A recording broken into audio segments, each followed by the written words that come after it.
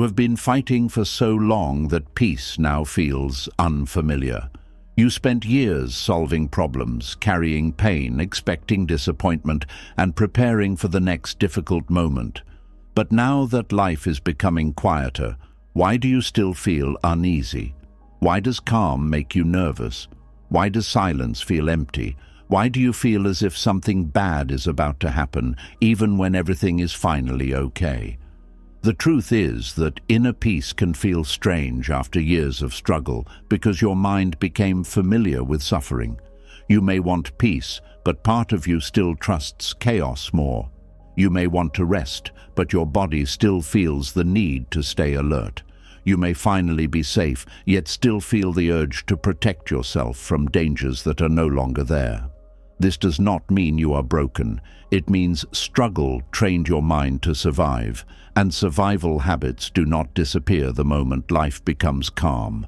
Buddhist teachings show us that suffering can continue even after the painful situation has ended, because the mind becomes attached to fear, control, worry, and the identity it created during hard times.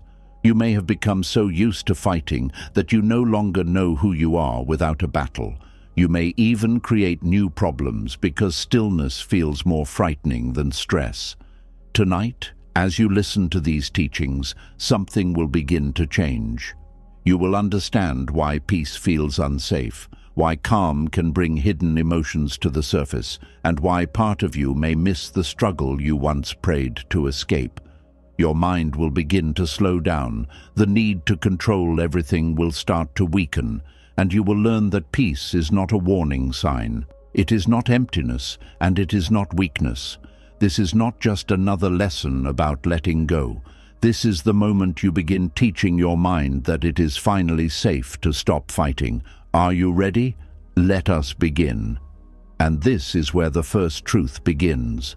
The struggle may be over, but the mind does not always know that. Sometimes the door to peace opens, yet part of you remains outside, listening for footsteps that are no longer coming. You may have spent years asking for relief. You may have prayed for quieter days, safer relationships, fewer problems, and a chance to breathe without fear. But when that quiet finally arrives, something unexpected can happen. Instead of feeling free, you feel restless. Instead of relaxing, you become more alert. Instead of enjoying the calm, you begin searching for what might ruin it. The peace you once wanted can suddenly feel uncomfortable, unfamiliar, and even dangerous. This can be confusing because you may believe that peace should feel natural. You may think that the moment trouble ends, your heart should become light. But the mind does not change as quickly as circumstances do. A storm can leave the sky in one afternoon, while the ground remains wet for days.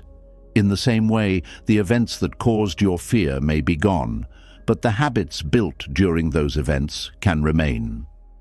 When chaos continues for a long time, it stops feeling unusual. It becomes the environment your mind learns to understand. You learn how to respond to tension. You learn how to prepare for conflict. You learn how to notice small changes in another person's voice, face, or behavior. You learn how to survive disappointment before it arrives. These skills may protect you during difficult times, but they can also make peaceful moments difficult to trust. The mind prefers what is familiar, even when the familiar thing is painful.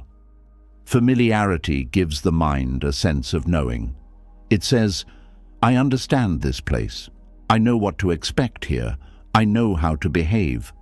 Peace may be better than chaos, but if peace is unfamiliar, the mind may treat it with suspicion. It may choose a known pain over an unknown freedom because the known pain feels easier to predict. This is one reason some people return to situations that hurt them. They may leave a harmful relationship only to feel drawn toward another person who creates the same emotional tension. They may escape a stressful environment, then fill their new life with unnecessary pressure. They may finally receive kindness, yet feel uncomfortable and search for hidden motives. They are not choosing pain because they enjoy suffering. Often, they are choosing what their nervous system recognizes. Buddhist teachings remind us that the mind is shaped by repeated attention and repeated action. Whatever we practice becomes stronger. If you practice fear every day, fear becomes quick. If you practice suspicion, suspicion appears before thought. If you practice control, uncertainty becomes difficult to bear. The mind becomes like a path through a field. The more often you walk the same route, the clearer that route becomes. Even when a better path appears, your feet may still turn toward the old one without asking. For years, you may have practiced survival without realizing it. You practiced staying awake to danger. You practiced reading the room. You practiced preparing for bad news. You practiced hiding your feelings because showing them did not feel safe. You practiced doing everything alone because relying on people brought disappointment. These patterns were not signs of weakness. They were attempts to protect your life, your dignity, or your heart. But protection can continue long after the threat has passed. A guard may remain at the gate even after the war has ended. He may still hold his weapon, watch every movement, and refuse to sleep because no one told him that the danger is gone. This is what can happen inside you. One part of your life moves forward, while another part remains in the past, still waiting for the next attack. That part of you may not respond to simple words such as, "Relax, everything is fine." It has heard promises before. It may have trusted calm moments that were followed by pain. It may remember the days when silence meant someone was angry, when kindness came before manipulation, or when good news was quickly replaced by loss. So when peace enters, the mind does not always receive it as a gift. Sometimes it receives peace as a pause before danger. You may notice this in small moments. A quiet phone can make you wonder who is avoiding you. A peaceful relationship can make you question whether the other person has lost interest. A free day can make you feel guilty because you are not solving anything. A stable period at work can make you expect sudden failure. A calm home can make you listen closely for conflict. Nothing bad is happening, but your body behaves as though it must remain prepared. The body often remembers what the conscious mind wants to forget. Your thoughts may say that you are safe, while your shoulders remain tight. Your breathing may stay shallow. Your sleep may remain light. Your stomach may react to ordinary uncertainty. You may become tired without understanding why, because constant alertness uses energy, even when you are sitting still.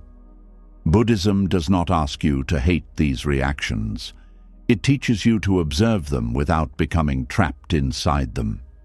This is important because many people create a second layer of suffering by judging themselves. First, they feel anxious during peace. Then they become angry because they are anxious. They tell themselves, "I should be grateful, I should be happy, something must be wrong with me." Now the original fear is joined by shame. The Buddhist path begins differently. It begins with honest awareness. You notice what is happening without attacking yourself. You may quietly say, "Peace is here, but my mind does not trust it yet." This statement is gentle, clear, and true. It does not turn your reaction into your identity. It does not say, "I am broken." It says, "A learned response is appearing." This difference matters. What has been learned can slowly be understood. What has been practiced can be practiced differently. The mind is not a fixed object. It is a living process shaped by attention, habit, and experience. You are not condemned to remain in survival mode forever, but you cannot force yourself into peace through anger. You cannot insult the frightened part of yourself until it feels safe. Safety grows through repeated proof. One peaceful moment may not be enough, because your mind has collected years of evidence for danger. It needs new evidence, given patiently. It needs to experience quiet without punishment. It needs to receive care without hidden conditions. It needs to rest without disaster following. It needs to make a mistake without losing love. It needs to say no and discover that the world does not collapse. Each of these moments teaches the mind something new. They are small lessons in safety. They may not feel powerful at first, but they slowly change what your body expects. Just as chaos became familiar through repetition, peace must also become familiar through repetition. This means healing is not always dramatic. It may look like sitting in a quiet room for 5 minutes without reaching for distraction. It may look like enjoying a good day without asking how long it will last. It may look like receiving a compliment without doubting it. It may look like letting another person help you without preparing for betrayal. It may look like resting before your body becomes completely exhausted. At first, these simple acts can create discomfort. You may feel exposed when you stop controlling everything. You may feel lazy when you rest. You may feel foolish when you trust. You may feel empty when there is no crisis to solve. These feelings do not prove that peace is wrong. They show that peace is new. A person who has lived beside a busy road may stop noticing the noise. If that person moves to a quiet place, the silence can feel strange. Every small sound becomes noticeable. The absence of noise may even make sleep difficult. Yet after enough nights, the body adjusts. The silence that once felt uncomfortable becomes soothing. Inner peace can develop in the same way. At first, stillness may make your hidden thoughts louder. Without constant problems to distract you, you may begin hearing sadness, fear, anger, or memories that were pushed aside. This can make you believe that peace is making you worse. In truth, peace may simply be revealing what struggle did not allow you to feel. During a crisis, the mind often focuses on immediate survival. It asks, "What must I do next? How do I get through today? How do I stop this from becoming worse?" There is little space for deep reflection. Pain is postponed because action is necessary.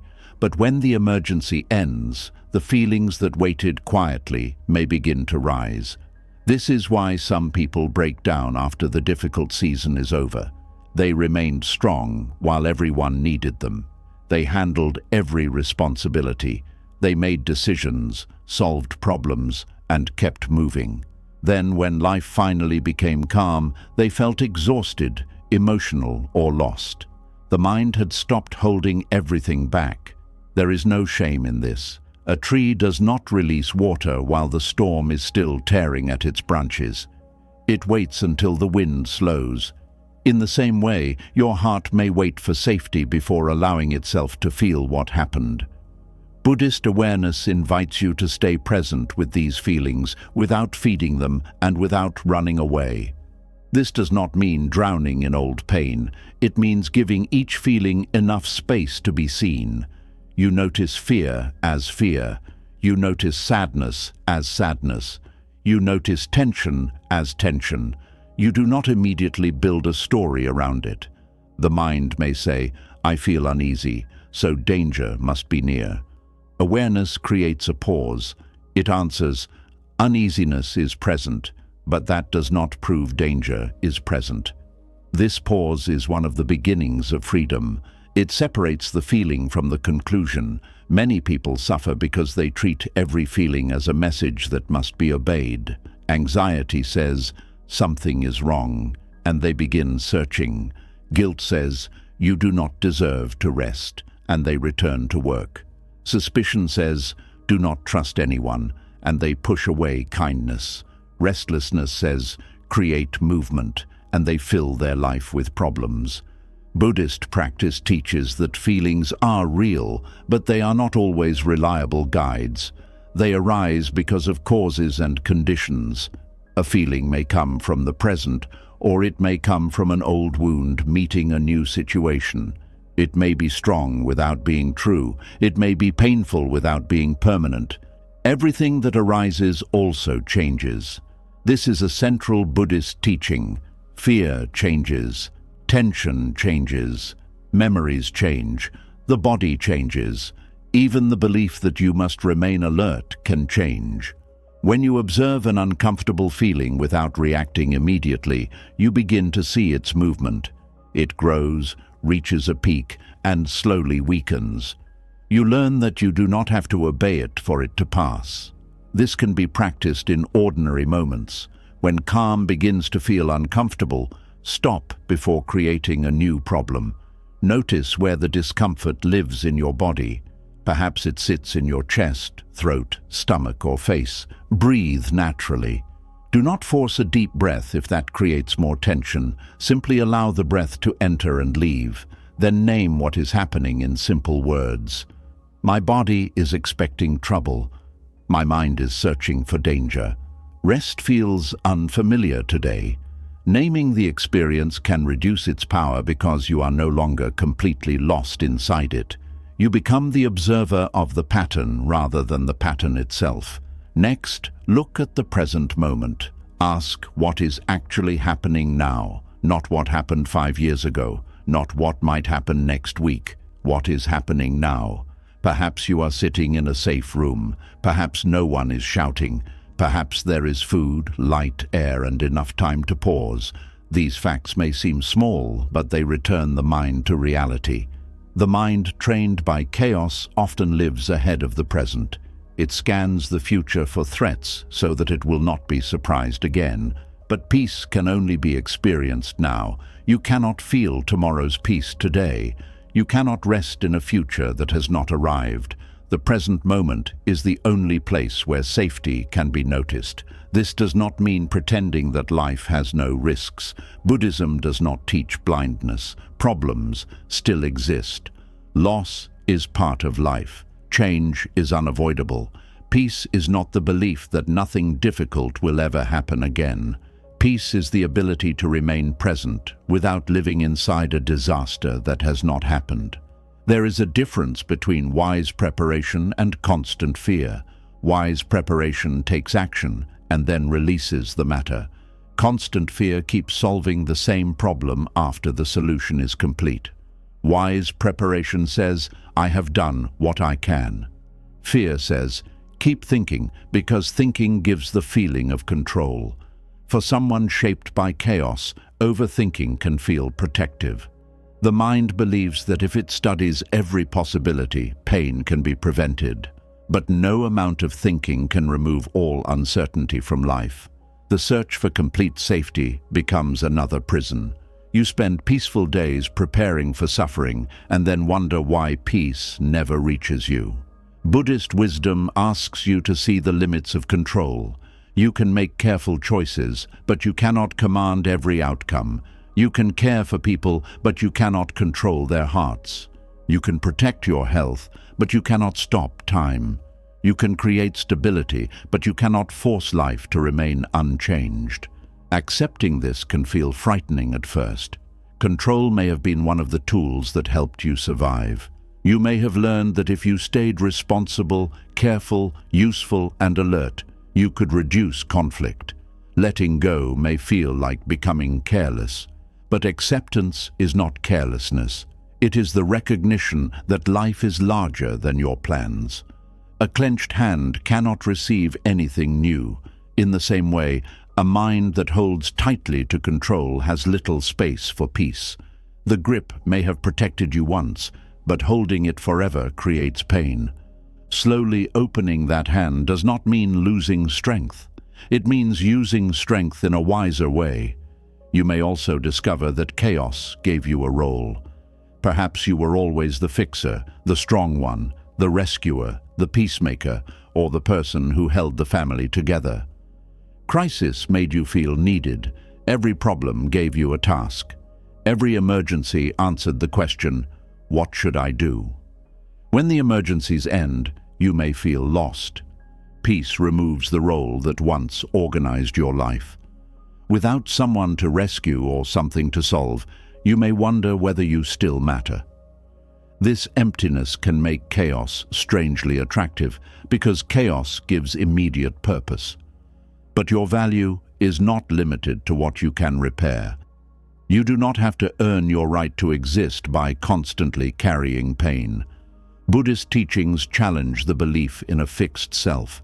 The identity of the one who survives everything is still an identity created from conditions. It is not the whole of you. You are also the person who can sit quietly.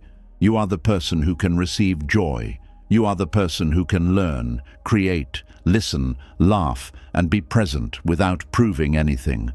Peace gives you the chance to meet parts of yourself that struggle kept hidden. This meeting can feel awkward. You may not know what you enjoy because your choices were shaped by necessity. You may not know how to spend a calm day because every day used to contain urgent duties. You may not know how to speak when no one needs advice. This is not emptiness, it is unused space. At first, unused space can look like nothing, but it can become the ground where a new life grows. You can fill it carefully rather than filling it with the same confusion you escaped. You can explore without pressure. You can discover what brings quiet meaning instead of dramatic intensity. Peace does not need to entertain you every moment. It may feel plain compared with chaos.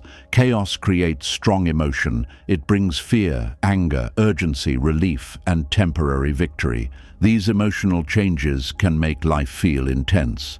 Peace may feel softer. Nothing is exploding. No one needs saving. There is no great battle to win. Because of this, the mind may mistake calm for boredom. It may create conflict to feel alive. It may return to painful conversations, check old messages, worry about unlikely events, or become involved in other people's problems. The familiar rush returns, and for a moment, life feels active again. But intensity is not the same as aliveness. A peaceful life can be deeply alive without being loud. A slow meal, an honest conversation, a walk, a quiet prayer, a moment of understanding, or the feeling of sunlight on your face may not create a dramatic rush. Yet these experiences can nourish you more deeply than chaos ever did. Buddhist teachings often point towards simplicity because the restless mind is addicted to stimulation. It keeps reaching for something new, something stronger, something that will cover the silence. But peace becomes visible. When this reaching slows, you do not have to remove all activity from your life. You only need to notice when activity is being used to escape yourself. There is a difference between doing something because it matters and doing something because stillness feels unbearable. One action comes from clarity, the other comes from fear. You can begin asking gentle questions. Am I solving a real problem, or am I uncomfortable because nothing is wrong? Am I helping this person, or am I trying to feel needed? Am I preparing wisely, or am I feeding fear? These questions are not meant to shame you.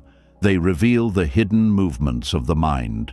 With awareness, you may notice the moment before you disturb your own peace. Perhaps you are about to start an argument, search for bad news, revisit an old wound, or create another responsibility. That moment is precious. It gives you a choice. You can pause and allow the urge to exist without following it. The urge may feel strong, but it is not a command. Every time you do not return to chaos, the old path becomes slightly weaker. Every time you remain with calm, the new path becomes clearer. This takes patience because the mind may test peace again and again. One day you may feel safe, and the next day old fear returns. This does not mean you have failed. Healing does not move in a straight line. Conditions change. Sleep, stress, memories, conversations, and physical health can all affect the mind. Buddhist patience is not passive waiting. It is the willingness to continue without demanding immediate perfection. You keep returning to the present. You keep noticing. You keep choosing not to punish yourself. You understand that a habit formed over years may need time to soften. Compassion is essential during this process.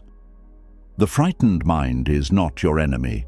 It is a protector that has not understood that its old method is no longer needed. If you fight it, it may become stronger. If you listen without obeying, it can slowly relax. You might speak inwardly as you would speak to a tired child. I know why you are afraid. You have seen difficult things. You learned to stay ready. But right now, we are safe enough to rest. The words are not magic, but their tone matters. They replace inner violence with care. The phrase "safe enough" can be more honest than saying everything is perfectly safe. Life can never offer complete certainty, but this moment may be safe enough for one breath, one meal, 1 hour of sleep, or one honest conversation. Peace grows through these manageable moments. You do not need to trust your entire future at once. You only need to meet this moment without dragging every past danger into it. Tomorrow will bring its own conditions. Today does not need to carry all of them. As peace becomes familiar, your body may begin to change. You may notice that your jaw relaxes. Your sleep becomes deeper. You stop reading hidden meanings into every silence. You allow good news to remain good news. You no longer feel forced to explain yourself constantly. You begin to enjoy simple things without waiting for punishment. These changes may happen quietly. There may be no single day when you declare that you are healed. You may simply realize that a situation that once frightened you no longer controls you. You may notice that calm has lasted for several days and you did not destroy it.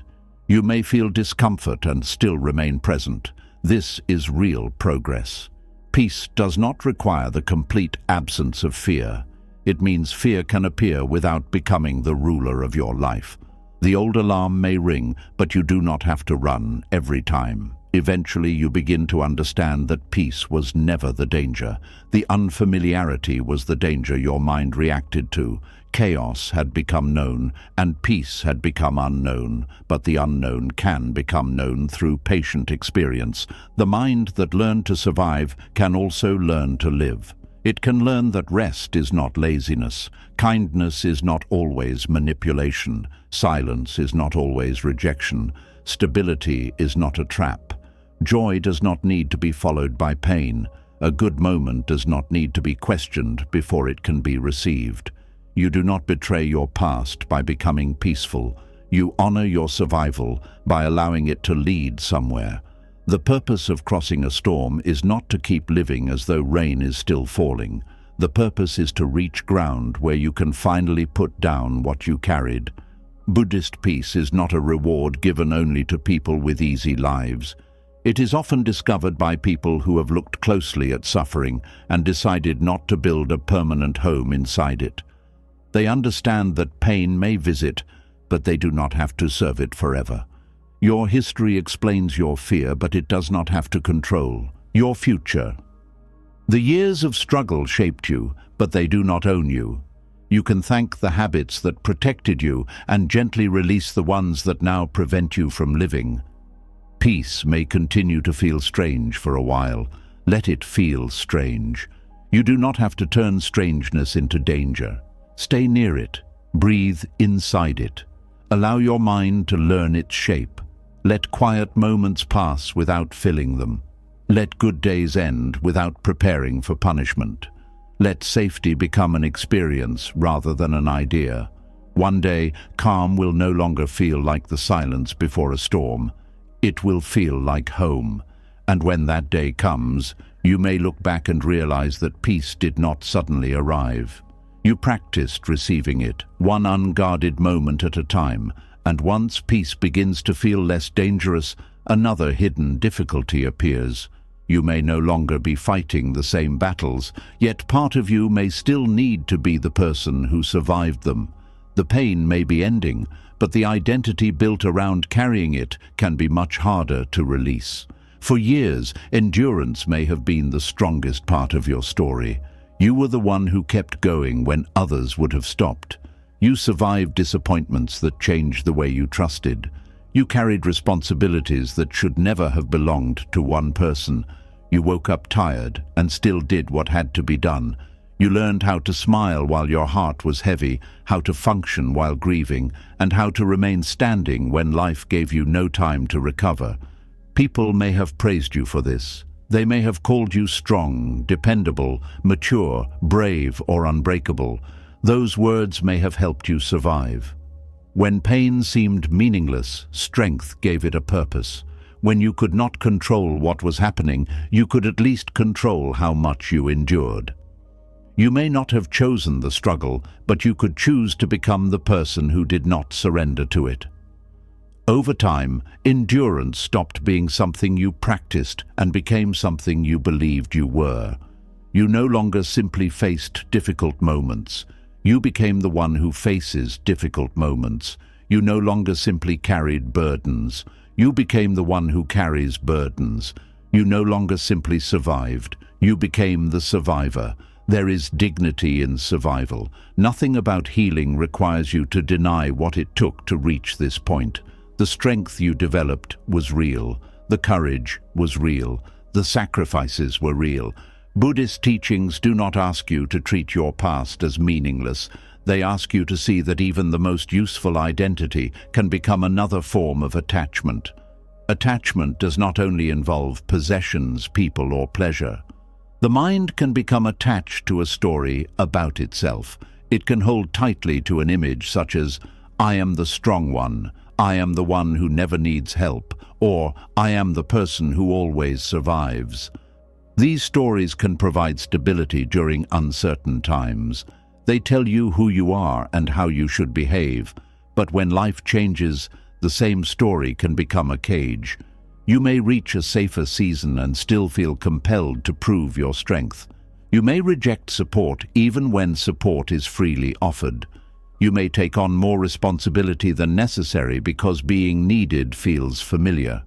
You may hide your tiredness because exhaustion seems more acceptable than vulnerability. You may continue carrying what others could carry for themselves because putting it down feels like losing your value. The question quietly becomes, who am I if I am no longer enduring something? This question can create more fear than the struggle itself. During hardship, you knew your role. You woke up and responded to whatever demanded your attention. There was always another problem, another responsibility, another difficult conversation, another reason to be strong. Your days may have been painful, but they were clearly defined. Peace creates open space. It removes the constant task of survival. Suddenly, you have time to notice yourself beyond necessity. You may discover that you do not know what you enjoy, what you want, or what kind of life you would choose if no crisis were choosing for you. The person built for battle may feel lost in a place where no battle is required. This loss can resemble grief. You may think grief should only appear when something good is taken away, but people also grieve versions of themselves that are no longer needed. You may miss the person who could tolerate anything, even when that person was deeply unhappy. You may miss the certainty of knowing exactly what was expected of you. You may miss the pride that came after surviving another terrible day. You are not missing pain itself. You may be missing the meaning you created around pain. Endurance can give immediate proof of worth. Every burden you carry becomes evidence that you are useful. Every sacrifice becomes evidence that you care. Every hardship you survive becomes evidence that you are strong. Peace offers fewer dramatic proofs. It asks you to believe that you still matter when you are not rescuing anyone, fixing anything, or proving that you can withstand more. For someone who learned to earn love through sacrifice, this can feel almost impossible. You may have grown up believing that your needs were a burden. Perhaps you received approval when you were helpful, quiet, responsible, or emotionally strong. Perhaps people depended on you before you were ready. You learned that being valuable meant making life easier for everyone else. This lesson may have followed you into adulthood. You became the person people called during a crisis. You listened to everyone's problems. You made excuses for those who hurt you. You gave more chances than you wanted to give. You kept relationships alive through effort that was never returned. You accepted emotional exhaustion because being needed made you feel secure. When you begin to heal, you may stop doing some of these things. You may set boundaries. You may allow others to solve their own problems. You may say no without providing a long explanation. You may leave situations that require constant self-abandonment. These changes can bring relief, but they can also create an uncomfortable emptiness. The phone may ring less often. Some people may call you selfish. Others may become distant because they were attached to what you provided, not to who you were. Without the familiar demands, you may wonder whether you have become cold, uncaring, or weak. But releasing unnecessary suffering is not the same as losing compassion. Buddhist compassion does not require you to become a container for everyone else's pain. True compassion includes wisdom. It understands that helping is not always the same as rescuing, and sacrifice is not always the same as love. Sometimes constantly saving others prevents them from facing the results of their choices. Sometimes carrying everything teaches people that they never have to carry anything. Sometimes remaining strong for everyone else allows them to ignore your humanity. Wisdom asks whether your endurance is reducing suffering or simply keeping an unhealthy pattern alive. It asks whether your strength is freely chosen or driven by fear. It asks whether you are giving from abundance or disappearing through obligation. These questions can be uncomfortable because they challenge the identity that once made you proud. You may have built your entire life around being the person who can handle anything. Admitting that something is too much can feel like betraying yourself. Asking for help can feel like losing rank. Resting can feel like becoming the kind of person you once promised never to be. Yet the identity of the strong one often contains hidden loneliness. When everyone believes you can handle everything, few people ask how much it costs you. They admire the result but do not see the private exhaustion. They depend on your strength but may not know how to respond when you finally admit that you are hurting. You may even feel angry when people fail to notice your pain while continuing to hide it from them. Part of you wants to be seen, but another part refuses to be vulnerable. You may hope someone will understand without your having to speak because asking directly feels unsafe. This creates a painful contradiction. You want care, but you have trained others to believe you do not need it. You want relief, but you continue accepting every burden. You want to be understood, but you reveal only the version of yourself that survives. Buddhist awareness helps you notice this contradiction without blame. It shows you that identity is not a solid object. It is built through memories, habits, labels, reactions, and repeated stories. The person you call me is always changing, even when the mind pretends otherwise. You were not born believing you had to endure everything. That belief developed under certain conditions. It grew because it helped you adapt. Perhaps there was no reliable person to protect you. Perhaps weakness was punished. Perhaps expressing pain brought rejection. Perhaps you watched others collapse and decided that you must never do the same. The identity served a purpose. It helped you cross a difficult period. But a boat that carries you across a river is not meant to be carried on your back after you reach the other side. Something can save you in one season and burden you in the next. This is why healing involves gratitude and release at the same time. You can honor the person you had to become without remaining trapped. Inside that person, you can say, "This strength protected me, but I no longer need to prove it through constant suffering. Letting go does not erase your strength. It changes how strength is expressed. During struggle, strength may have meant tolerating pain. In peace, strength may mean refusing pain that is no longer necessary. During struggle, strength may have meant pushing forward. In peace, strength may mean stopping before you destroy yourself. During struggle, strength may have meant doing everything alone. In peace, strength may mean allowing someone trustworthy to stand beside you. These forms of strength can feel less impressive because they are quieter. No one applauds you for taking a peaceful afternoon. People may never know that you resisted the urge to return to a harmful relationship. They may not see the courage required to admit that you need support. They may not understand how difficult it was to choose a simple life after years of proving yourself through hardship. But Buddhist practice is not concerned with appearing strong. It is concerned with understanding suffering and ending the conditions that continue it. There is no wisdom in carrying a burning coal simply because others admire your ability to tolerate heat. You may have learned to measure your progress by how much pain you could survive. Healing asks you to use a different measure.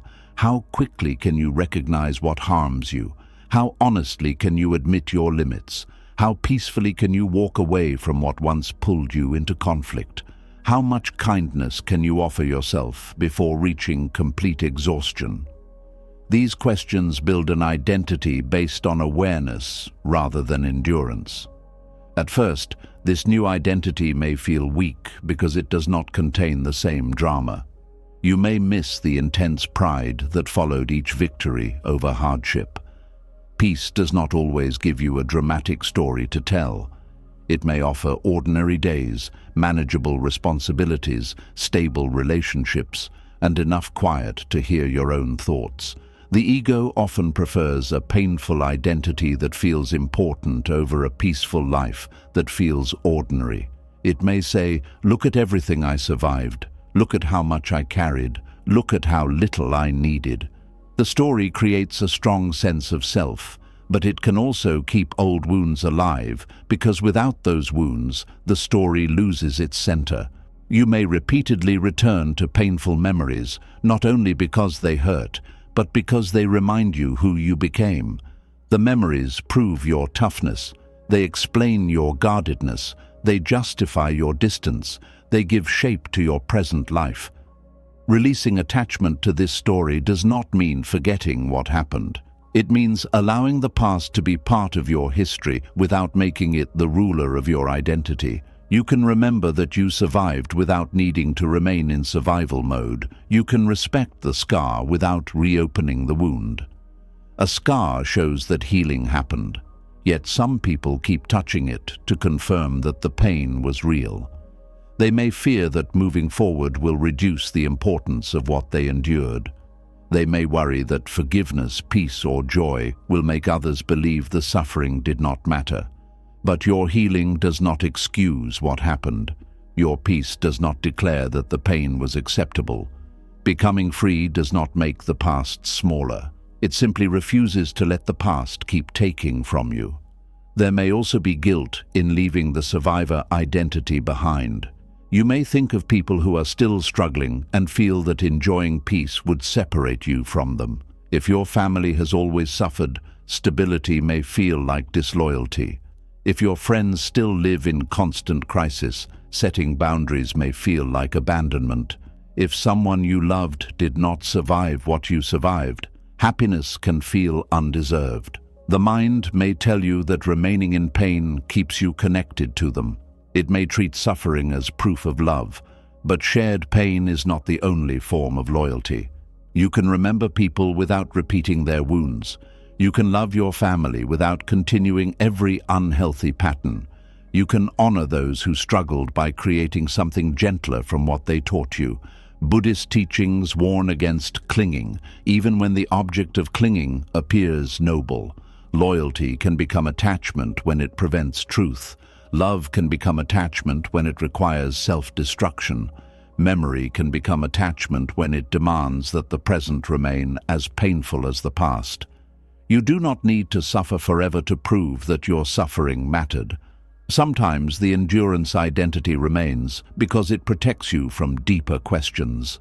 As long as you are busy surviving, you do not have to ask what you truly want. You do not have to face disappointment about lost time.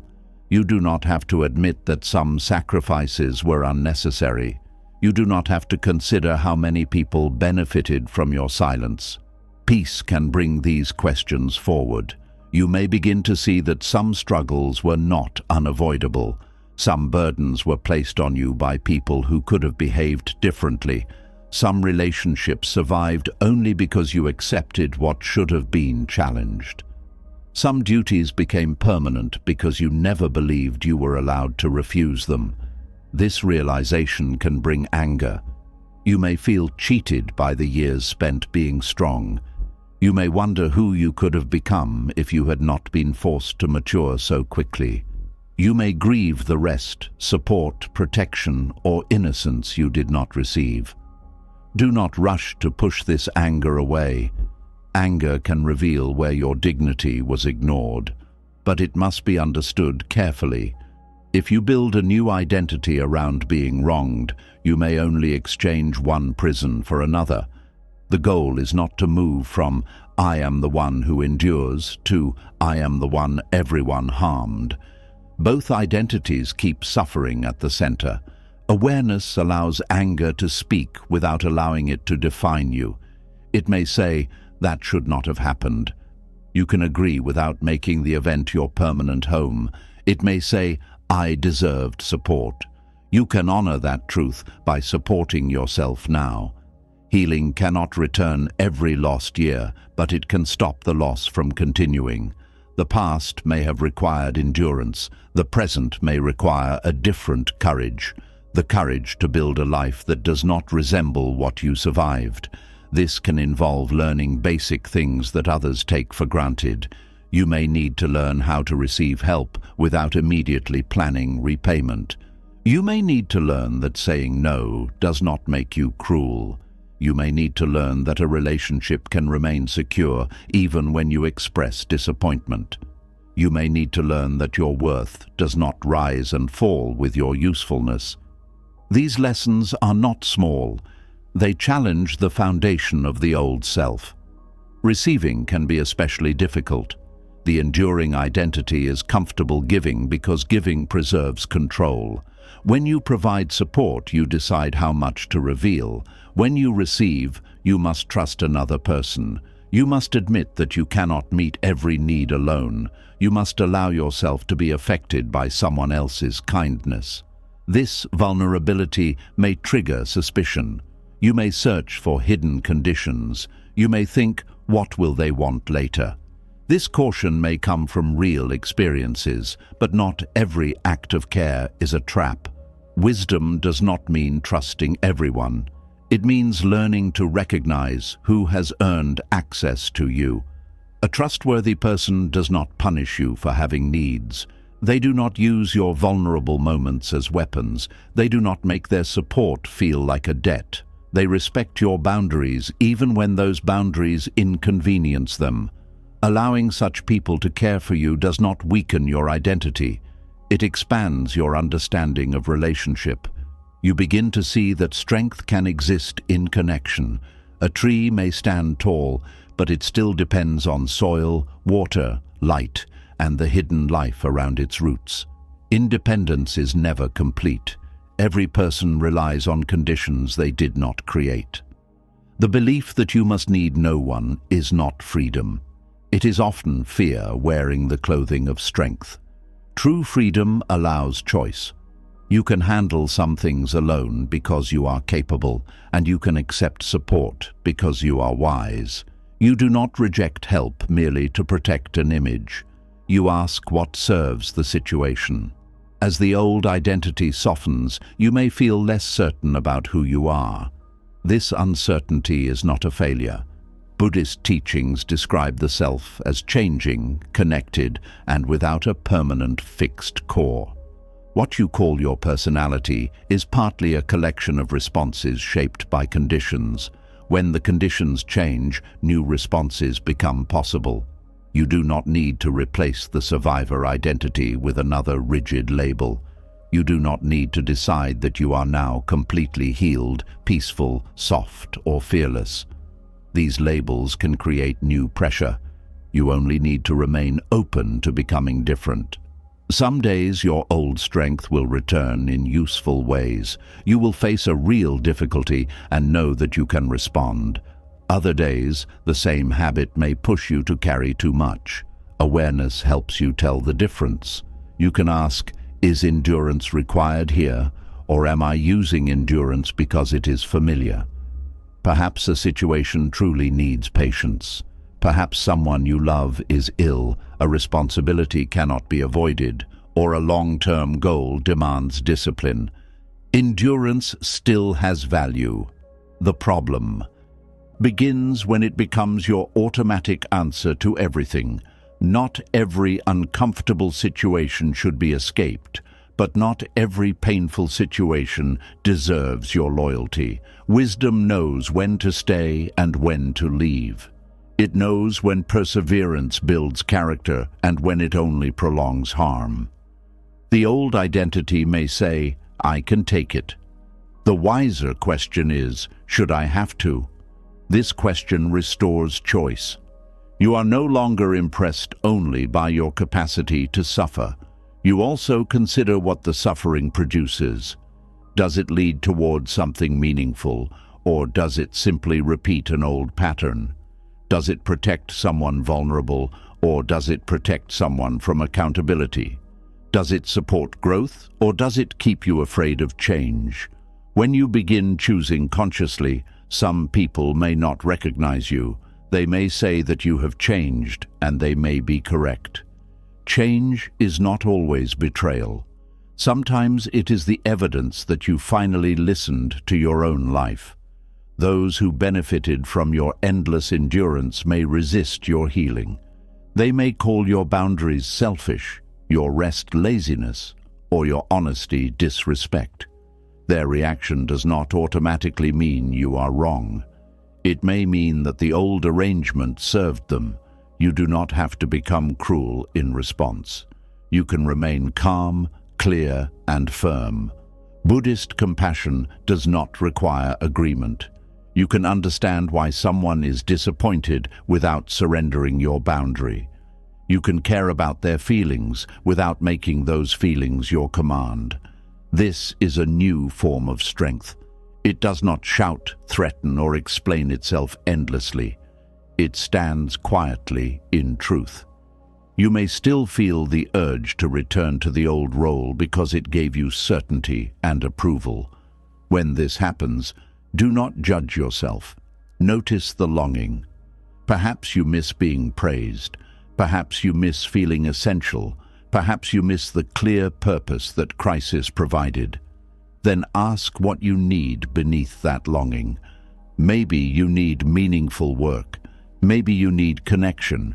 Maybe you need recognition that does not require suffering. Maybe you need to discover forms of service that do not consume you. Your need to matter is human. The answer is not to deny it. The answer is to stop proving your importance through pain. You can matter through presence. You can matter by listening without rescuing. You can matter through creativity, kindness, wisdom, humor, teaching, learning, and honest companionship. You can contribute without disappearing. You can support people without carrying their entire lives. Purpose does not need crisis. As this truth becomes clearer, you may begin to meet yourself without the armor of endurance. Beneath the strong one, there may be a tired person who wanted permission to stop. There may be a gentle person who became hard because gentleness was unsafe. There may be a playful person who forgot how to enjoy life. There may be a curious person who had no time to explore. These parts did not vanish. They waited. Peace gives them room to return, but their return may feel unfamiliar. You may laugh more and then feel guilty. You may enjoy something simple and wonder whether you are wasting time. You may feel tenderness and quickly hide it. The old identity will try to pull you back towards seriousness because struggle taught you that relaxation is dangerous. Stay patient. You are not becoming less responsible. You are becoming more complete. A life built only around endurance is narrow. It contains strength but little softness, duty but little desire, survival but little wonder. Healing does not remove your strength. It allows other qualities to stand beside it. You can be strong and rested. You can be dependable and supported. You can be caring and boundaried. You can remember pain and still experience joy. These truths do not cancel one another. Eventually, you may stop introducing yourself inwardly through what you survived. You may no longer need every conversation to return to the old battle. You may recognize that your deepest value was never your ability to tolerate pain. Your value existed before the struggle, during it, and after it. The struggle revealed capacities within you, but it did not create your worth. This understanding allows endurance to become a tool rather than an identity. You can use it when life truly requires patience, courage, or discipline. Then you can put it down. You do not need to carry a shield inside a peaceful room to prove that you once survived a war. You may always feel respect for the person who carried you through the hardest years. Offer that person gratitude. They did what they knew. They protected you with the resources available. But do not ask them to control every season that follows. Let the survivor rest. You are not abandoning that part of yourself. You are completing its work. Survival was meant to keep you alive long enough to experience something beyond survival. It was a bridge, not a destination. The next stage of your life does not require you to forget your strength. It asks you to stop feeding it with unnecessary pain. It asks you to discover who you are when endurance is no longer the price of belonging. At first, you may miss the old identity. Let yourself miss it without returning to it. Missing something does not mean it still belongs in your life. It only means it once held meaning. As the attachment slowly loosens, you will begin to understand that peace does not take your strength away. It reveals that strength was never limited to suffering. The deepest strength may be the ability to stop fighting when the battle is finished, to receive life without suspicion, and to let yourself become someone who no longer needs pain to know who they are. And when the identity built around endurance begins to loosen, the mind can face a frightening emptiness. It no longer has to prove its strength, carry every burden, or survive another battle. Yet instead of resting, it may begin searching for a new enemy. When struggle has guided your attention for years, peace can leave the mind asking a dangerous question. What am I supposed to fight now? A mind trained by conflict rarely becomes quiet the moment conflict disappears. It has spent too long scanning faces, judging risks, predicting betrayal, and preparing for loss. These actions may once have protected you. They gave your attention a clear direction. There was a problem to solve, a person to avoid, a crisis to control, or an uncertain future to prepare for. When those threats are removed, the mental energy does not always disappear with them. It remains active, looking for somewhere to go. If there is no obvious danger, the mind may begin creating one. It may turn small concerns into serious warnings, ordinary mistakes into signs of failure, and harmless uncertainty into proof that something bad is approaching. You may notice this during a peaceful day. Nothing serious has happened, yet you feel unable to settle. You begin thinking about a conversation from several weeks ago. You question the way someone spoke to you. You wonder whether you made the wrong decision. You search your body for signs of illness. You examine your future for everything that might go wrong.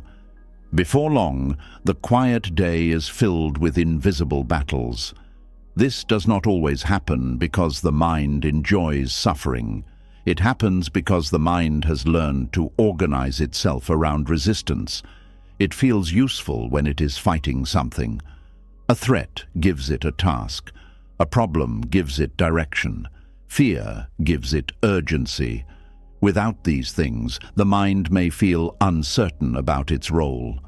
Buddhist teachings describe the untrained mind as restless and difficult to satisfy. It moves from one object to another, seeking something to hold. When it cannot find pleasure, it may hold fear. When it cannot find certainty, it may hold suspicion. When it cannot find a real enemy, it may build one from thoughts. This is why inner conflict can continue even after outer conflict has ended. The environment changes, but the habit of opposition remains. The mind still divides experience into what must be controlled, defeated, avoided, or protected against. A small delay becomes an insult. A quiet person becomes untrustworthy. A minor discomfort becomes a possible disaster. A simple disagreement becomes a threat to the relationship. The mind does not merely notice these events, it surrounds them with meaning until they feel larger than they are. Consider what happens when someone does not reply to a message quickly. The event itself is simple. No reply has arrived. But a restless mind rarely stays with the event. It begins creating explanations. They are angry with me. I must have said something wrong. They no longer care. They are giving their attention to someone else. This relationship is about to end. Within minutes, the mind can turn silence into rejection. The body reacts to the story as if rejection has already occurred. The heart beats faster. The chest tightens. Anger or sadness rises.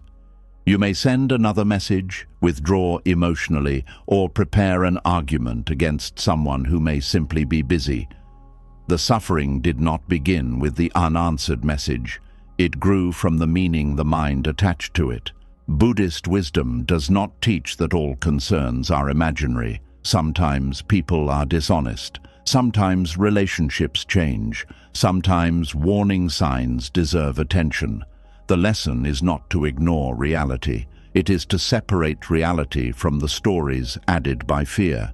Reality says, I do not have an answer yet. Fear says, I know what this silence means. The difference is small in language, but enormous in experience. One leaves room for truth. The other closes the case before evidence arrives. A mind that creates problems often mistakes possibility for certainty. Because something could happen, it behaves as if it will happen. Because one explanation is available, it treats that explanation as the only truth.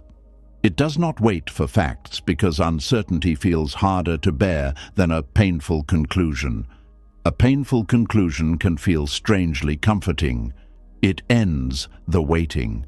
It gives the mind an enemy. It creates a plan. If you decide that someone is against you, you know how to protect yourself. If you decide that failure is coming, you can begin preparing for disappointment. If you decide that peace will not last, you never have to fully trust it. The conclusion hurts, but it also restores familiarity. This is one reason people sometimes expect the worst, even when life is going well. Hope requires openness. It asks you to admit that you do not control what will happen. Pessimism can feel safer because it seems to protect you from surprise. You tell yourself that if you expect pain, pain will have less power. But expecting pain does not prevent it. It only brings part of the pain into the present before anything has happened. You suffer once in thought, and you may suffer again if the feared event becomes real. The mind calls this preparation, but much of it is repeated fear. Useful preparation has an end. You recognize a possible problem, take a reasonable step, and then return to life. Mental problem-making has no natural end. Every answer creates another question. Every solution produces another danger. The mind keeps moving because movement feels safer than stillness. Suppose you are worried about money. Wise attention may lead you to review your spending, create a budget, reduce unnecessary costs, or seek reliable advice. Once these steps are taken, you have responded to the concern. But a restless mind may continue. It calculates the same numbers repeatedly. It imagines emergencies that have not occurred. It compares your life with people who appear more secure.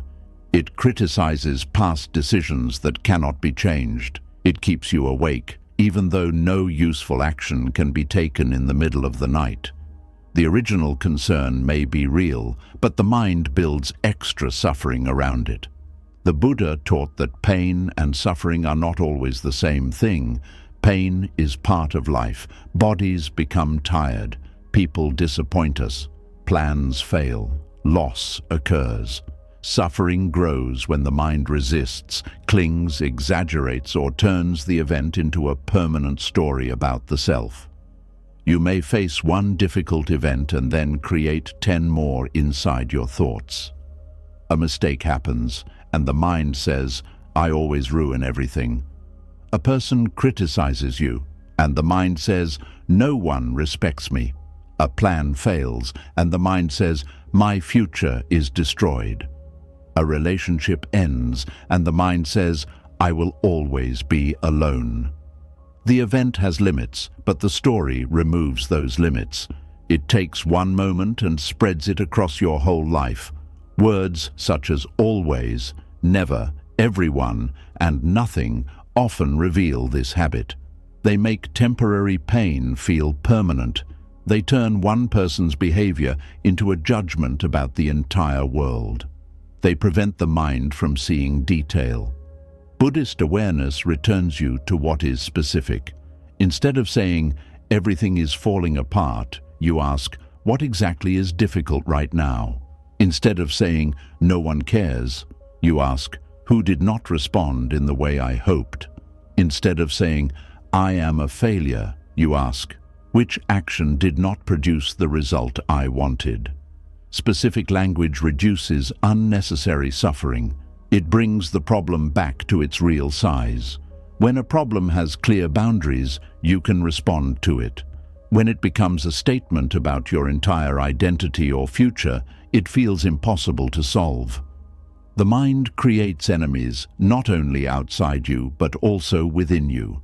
When external conflict becomes limited, you may begin fighting your own thoughts, emotions, appearance, decisions, or imperfections. You may criticize yourself for resting. You may attack yourself for feeling uncertain. You may replay mistakes and speak inwardly with a cruelty you would never use toward another person. The mind still has its battle, but now you have become the target. This inner attack can disguise itself as self-improvement. You may believe that harshness will make you more disciplined, successful, or careful. You think that if you punish yourself strongly enough, you will never repeat the mistake.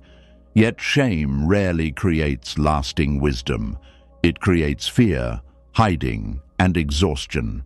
A person who learns through awareness can examine a mistake without becoming the mistake. A person trapped in shame sees no separation between the action and the self. Awareness says, "I acted carelessly." Shame says, "I am careless." Awareness says, "I hurt someone." Shame says, "I am a terrible person." Awareness allows responsibility because it shows what can change. Shame freezes identity and makes change feel impossible. The mind may prefer shame because it creates another enemy to defeat. It says, "The problem is me. If I could become perfect, I would finally be safe." This belief keeps you constantly repairing yourself. You read more advice, create more rules, question more choices, and compare yourself with more people. Improvement no longer comes from curiosity or care. It comes from fear that you are not acceptable as you are. There is nothing wrong with growth. Buddhist practice itself involves training the mind, developing wisdom, and reducing harmful behavior. But growth becomes suffering when it is built on hatred of the present self. A flower does not grow because it is ashamed of being a seed. It grows because the right conditions support its nature. In the same way, healthy change develops through honesty, patience, discipline, and compassion. You can recognize a weakness without turning it into an enemy. You can correct a habit without declaring war on yourself. The mind also creates problems through comparison. When there is no immediate danger, it looks at other people and asks whether you are falling behind. Someone else's success becomes evidence of your failure. Their happiness becomes proof that your life is lacking. Their confidence makes you question your own worth. Comparison gives the mind another contest. There is always someone to defeat, impress, catch, or avoid becoming. Peace disappears because your life is no longer being experienced directly. It is being measured against an image of someone else's life. This image is often incomplete. You see the result, but not the cost. You see the public moment, but not the private struggle. You compare your full reality with a small part of what another person shows. Even when you understand this, comparison can continue because it offers a simple structure. It tells you who is winning and who is losing. The mind likes clear positions. They reduce the uncertainty of asking what truly matters to you. Buddhist teachings challenge the belief that worth can be measured through rank. Everything arises through different causes and conditions. People begin from different places, receive different opportunities, carry different burdens, and move through different seasons.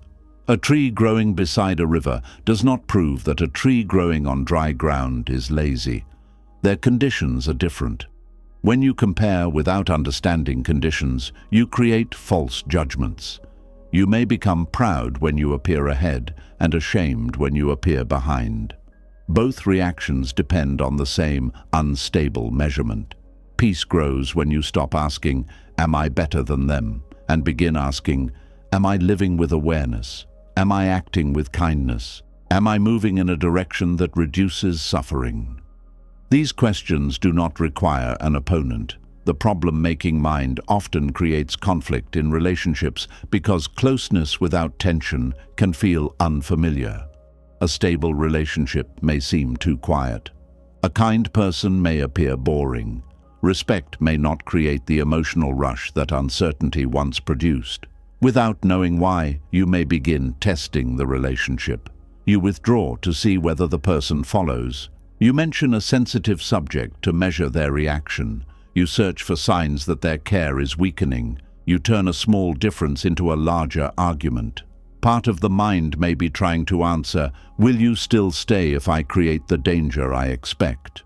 This pattern can damage the safety you wanted. The other person may become tired, defensive, or distant. Their reaction then appears to confirm the original fear. You say, "I knew they would leave," without seeing how repeated testing helped create the distance. This does not mean you should blame yourself for every relationship problem. Relationships involve more than one person. The purpose is to notice where fear produces behavior that invites the very outcome it fears.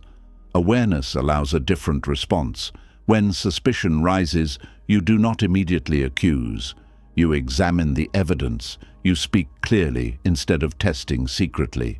You say, "I noticed that I am feeling afraid, and I want to understand what is happening." Honest communication may feel vulnerable, but it creates less confusion than hidden tests. The mind may also create moral enemies. It begins dividing people into good and bad, wise and foolish, awake and ignorant. This division can make you feel certain and superior. It gives you a side to defend. Buddhist teachings do not deny harmful actions. Some behavior is cruel, dishonest, or destructive. Wisdom requires discernment. But discernment is different from hatred. Discernment says, this action causes harm, and I should not support it. Hatred says, this person is nothing but evil. The first protects boundaries. The second reduces a complex human being to one label and fills your own mind with poison. You can oppose harmful behavior without making anger your permanent home.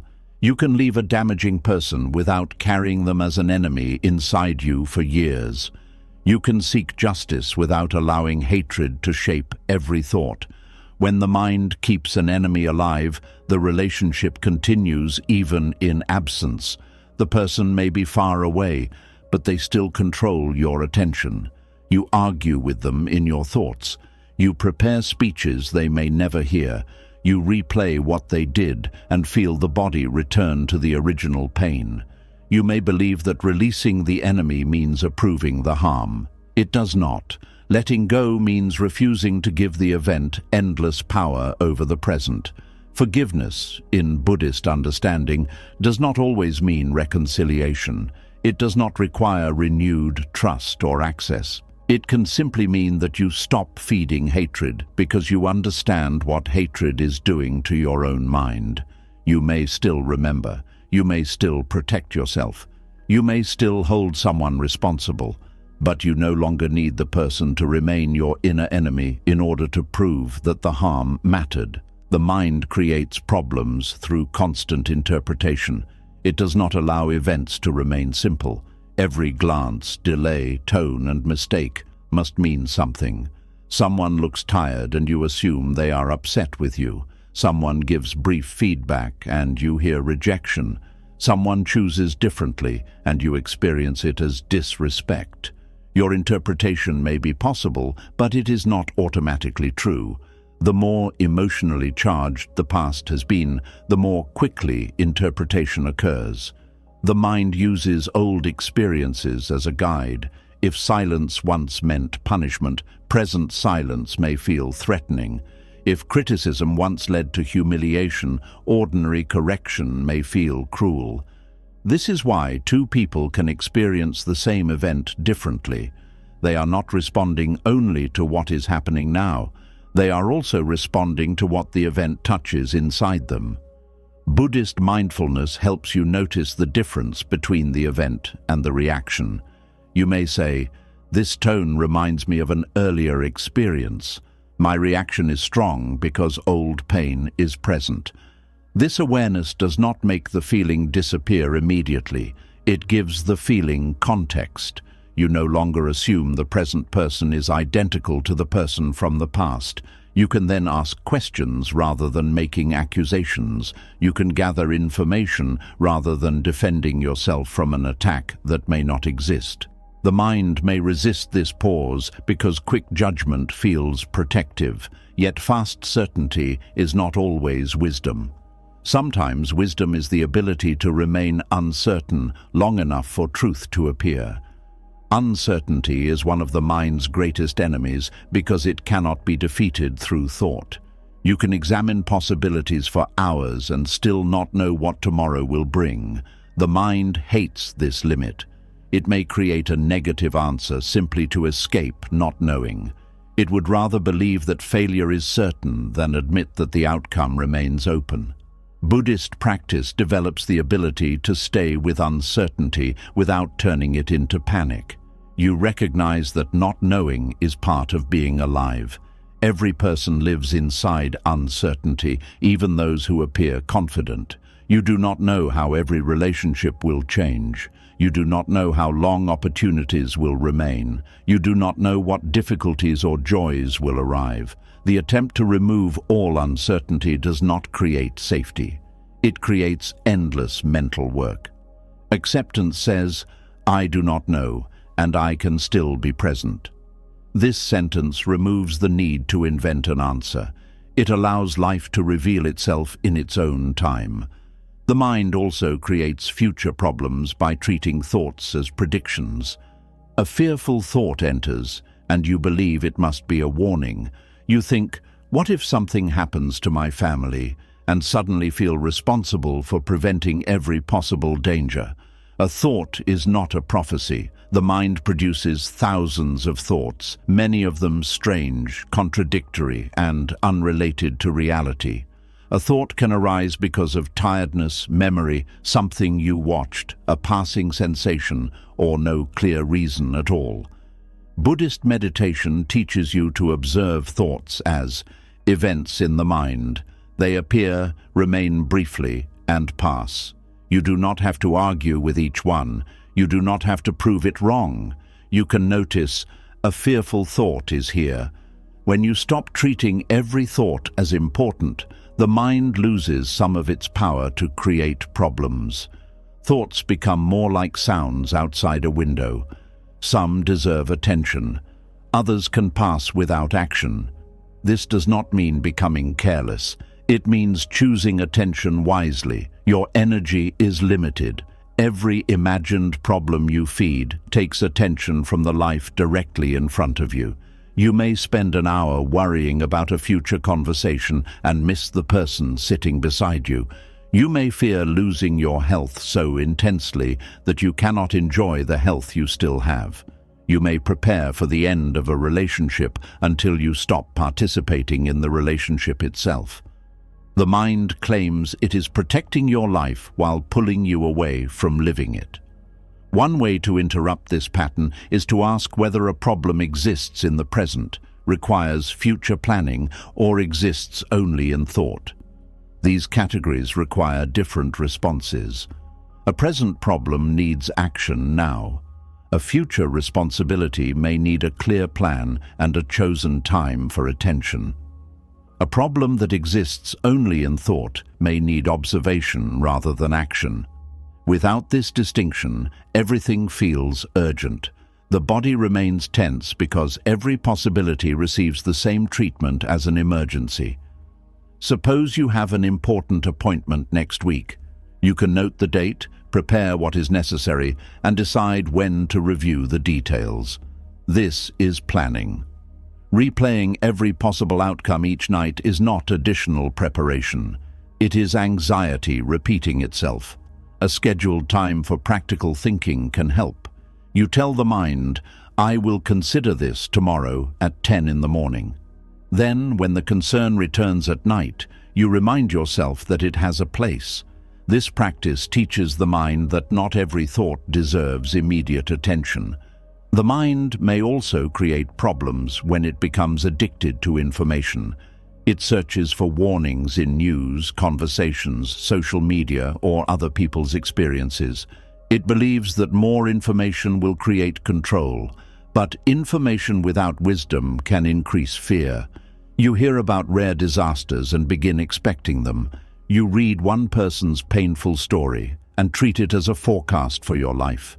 You consume conflict until the world appears more dangerous than your direct experience suggests. Buddhist practice values careful attention. What you repeatedly place in the mind affects its condition. If you constantly feed the mind outrage, fear, comparison, and suspicion, you should not be surprised when it produces unrest. This does not require ignorance. You can remain informed without turning information into emotional poison.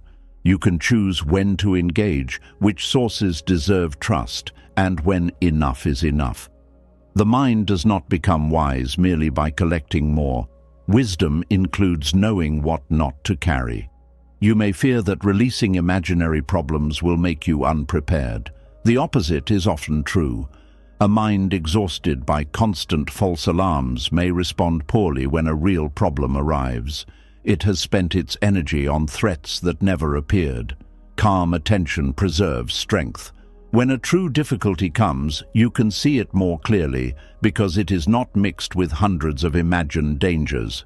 A peaceful mind is not empty or passive. It is available. It can listen before reacting. It can identify what matters. It can respond without wasting energy on unnecessary conflict. It does not need every event to become an enemy. You develop this peace by practicing non-reaction in small moments. When an upsetting thought appears, wait before acting. When you feel misunderstood, ask for clarity before defending yourself. When a minor problem arises, solve only the part that is real. Allow some questions to remain unanswered. Allow some discomfort to pass without explanation. Allow some people to think differently without making their difference a threat. These choices may feel weak to a mind trained for battle. In truth, they require discipline. Fighting every thought is easy because it follows habit. Allowing a thought to pass requires awareness. You may begin noticing how often the mind asks for conflict. It returns to old arguments while you are bathing, eating, driving, or trying to sleep. It creates better replies long after the conversation is over. It tries to win a battle that no longer exists. When this happens, you can say, "This conversation is not happening now." Then return to the physical details of the present. Feel your feet, hear the sounds around you, and notice your breathing. The purpose is not to force the thought away. Force creates another fight. You simply stop giving the thought the stage. At first, it may return many times. Each return is another opportunity to choose the present. You are training attention, not demanding instant silence. Gradually, the mind learns that it does not need an enemy to feel alive. It can find direction in understanding, kindness, creativity, service, and simple presence. It can use its intelligence to build rather than defend. Without enemies, the mind may first feel lost, but that loss creates room for a deeper purpose. You no longer wake up asking, "What must I fight today?" You begin asking, "What deserves my care?" This question changes the movement of your life. Instead of searching for what is wrong, you notice what needs patience. Instead of searching for who is against you, you notice who is trustworthy. Instead of searching for signs of failure, you notice opportunities to learn. Instead of preparing for every loss, you become present with what is still here. Buddhist peace does not come from defeating all enemies. New problems will always arise, people will disagree, bodies will change, plans will fail.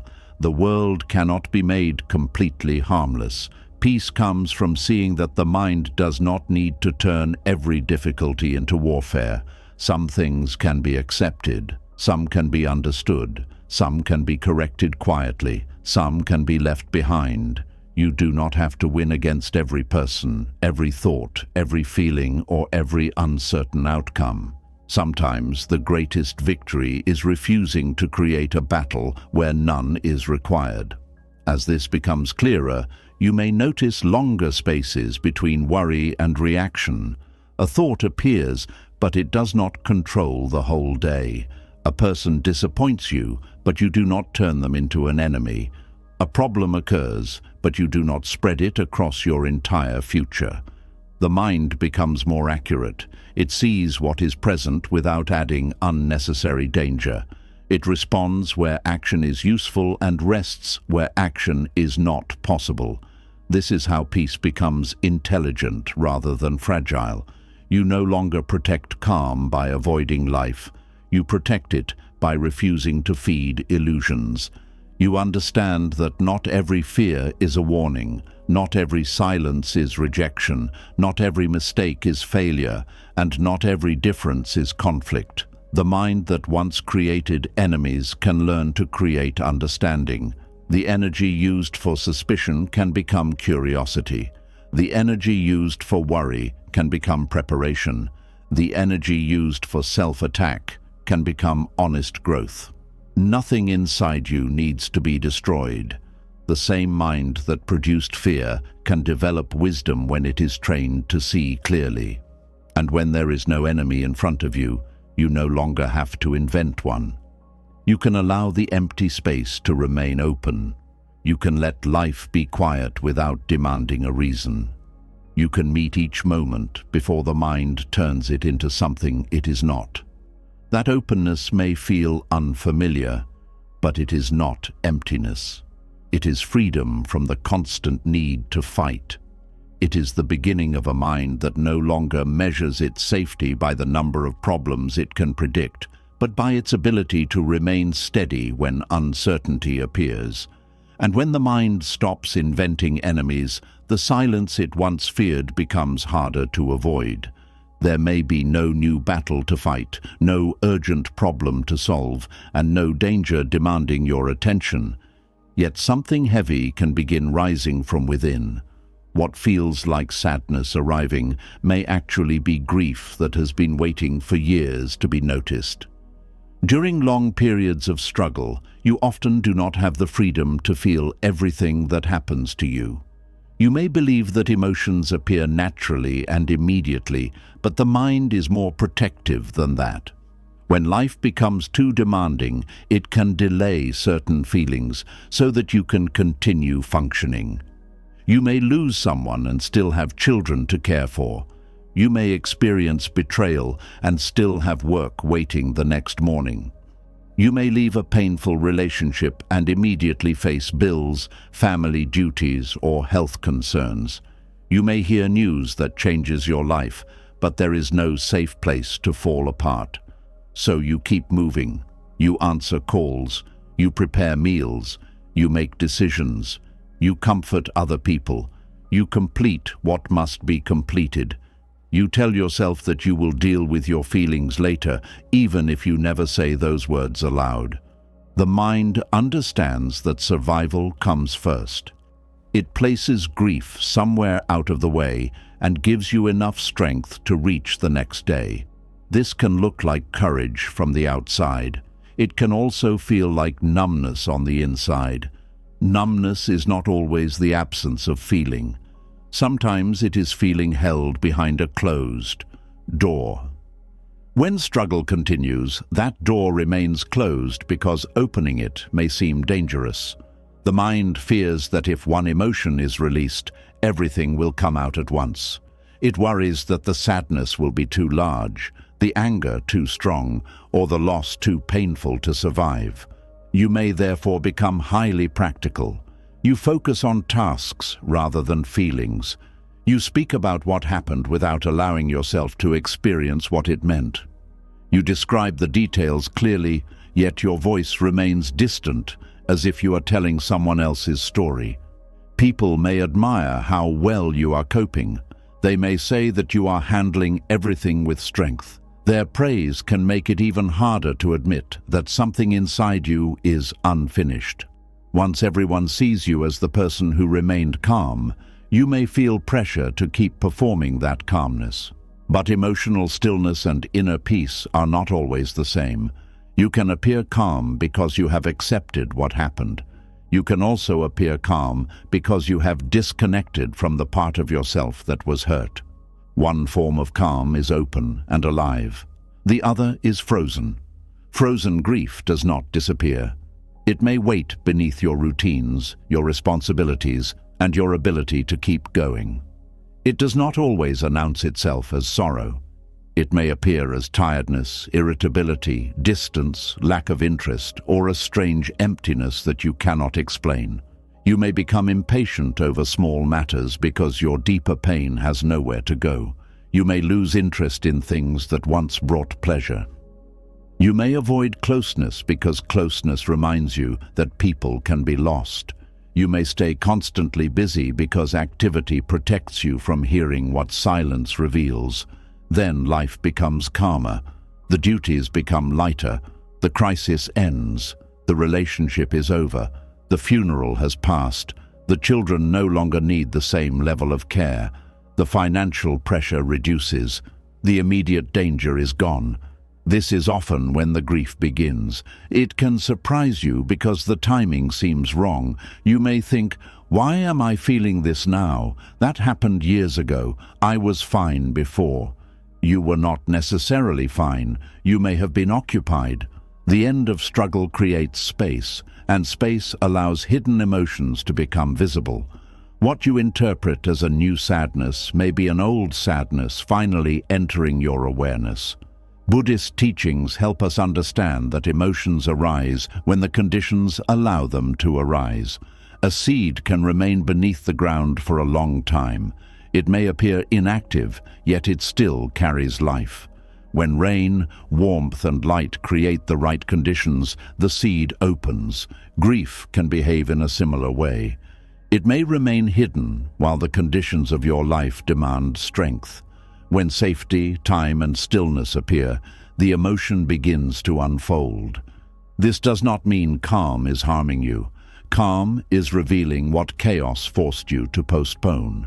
You may feel tempted to escape the moment this happens. After working so hard to find peace, you may believe sadness proves that you are losing it. You may return to constant activity, unnecessary responsibilities, loud entertainment, or other people's problems. Anything can become useful if it prevents you from sitting with yourself. The mind may even create another crisis because crisis is easier to manage than grief. A practical problem offers steps. You can make a call, create a plan, repair something, or take action. Grief does not always give you a clear task. It asks you to feel what cannot be fixed. This is one reason grief can feel more frightening than struggle. Struggle allows you to do something. Grief confronts you with what cannot be undone. You cannot change the words that were said. You cannot return to the moment before the loss. You cannot force someone to become the person you needed. You cannot recover every year spent in fear. You cannot live the life that might have existed if different choices had been made. The mind dislikes this helplessness. It searches for a solution because solving has always been its way of surviving. But some pain cannot be solved. It can only be understood, carried, and slowly transformed. Buddhist wisdom does not promise a life without grief. It teaches a way of relating to grief that does not create unnecessary suffering around it. The first step is allowing grief to be what it is. You may want to explain it, measure it, or decide whether you have the right to feel it. You may compare your pain with the pain of others and tell yourself that your loss was not serious enough. You may think you should have recovered by now. You may believe that being grateful for what remains means you should not mourn what is gone. These judgments do not remove grief, they force it deeper. Pain does not need permission from logic. Something can appear small to others and still carry great meaning for you. The loss of a friendship, a home, a dream, a sense of safety, or a version of yourself may not receive the same public recognition as death. Yet it can still create real grief. You can grieve a childhood you never experienced. You can grieve the parent who was physically present but emotionally unavailable. You can grieve years spent pleasing people who never valued your sacrifice. You can grieve the confidence you had before betrayal. You can grieve the future you planned with someone who left. You can grieve the person you might have become if survival had not taken so much of your energy. These losses are often difficult because there may be no ceremony for them. No one gathers to acknowledge what ended. There may be no clear date when the loss occurred. You simply notice one day that something important was never given, can no longer happen, or has quietly disappeared. Unrecognized grief can remain hidden for a long time because you do not have language for it. You only know that certain memories make you heavy, certain celebrations make you distant, or certain kinds of kindness bring tears to your eyes. Sometimes, receiving what you needed in the past awakens grief for the fact that you did not receive it sooner. A respectful relationship may make you realize how badly you were treated before. A peaceful home may show you how unsafe your earlier home felt. Genuine support may reveal how alone you were during the hardest period of your life. The good experience does not create the pain. It gives you something to compare with the past. This can make happiness complicated. You may feel grateful and heartbroken at the same time. You may love your present life while mourning how long it took to reach it. You may feel safe now and suddenly understand how frightened you once were. The mind often wants emotions to be simple. It thinks joy should contain no sadness and peace should contain no grief. But human experience is rarely so clean. Two truths can exist together. You can be thankful for who you became and still wish you had not needed to become that strong. You can love someone and still recognize that they hurt you. You can forgive and still feel sadness over what happened. You can move forward and still miss what was left behind. Buddhist awareness makes room for these truths without forcing one to cancel the other. It allows the heart to be complex. When grief rises, the body may respond before you understand the cause. You may feel pressure in your chest, weakness in your limbs, a tight throat, or a sudden need to cry. You may become unusually tired after a peaceful day. You may wake from sleep with a feeling of loss that has no clear image attached to it. Instead of immediately asking, "How do I stop this?" it can be helpful to ask, "What is this feeling asking me to notice?" The answer may not come quickly. Grief does not always speak in clear sentences. It can emerge through fragments, a memory, a dream, a song, a familiar smell, or the sight of someone receiving the care you once needed. Do not force an explanation. Stay close to the experience without trying to control it. Notice the feeling in the body. Allow your breath to remain natural. Let the emotion move without building a frightening story around it. You may say quietly, "Sadness is here." This is different from saying, "I am becoming sad again," or "I will never feel better." The first statement notices the present. The others turn the present feeling into a permanent future.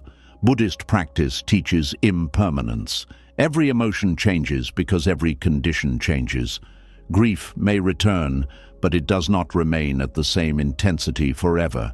It rises and falls like a wave. The wave can feel powerful, but it is not the whole ocean. When you fear the wave, you tense against it. You try to stop it, outrun it, or pretend it is not coming. This resistance can make the experience harder. When you understand that the wave will move, you can allow it to pass through without believing it will destroy you. Allowing grief does not mean giving it unlimited control. You do not need to spend every hour reopening painful memories. You do not need to make sorrow the center of your identity.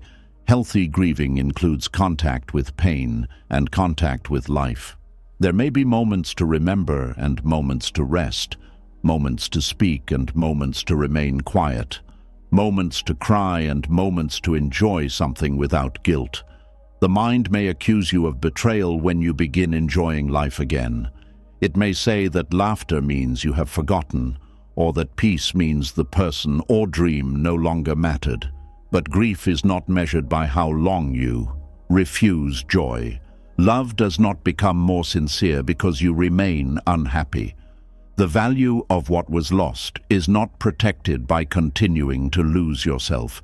You can remember and still live. You can carry love without carrying constant pain.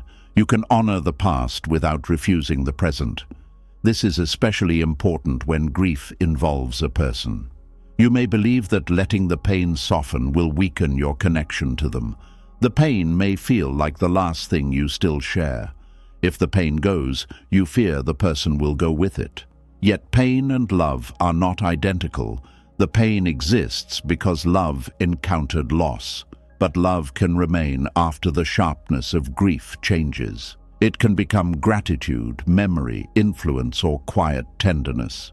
The person may no longer be physically present, but something of what they gave you can continue through the way you live, speak, care, or understand the world. Their place in your life does not depend on your suffering every day. Grief can also involve the loss of an illusion. Sometimes what hurts is not only what happened, but the truth you were forced to accept. You may have believed someone would eventually change. You may have waited for an apology, recognition, or return.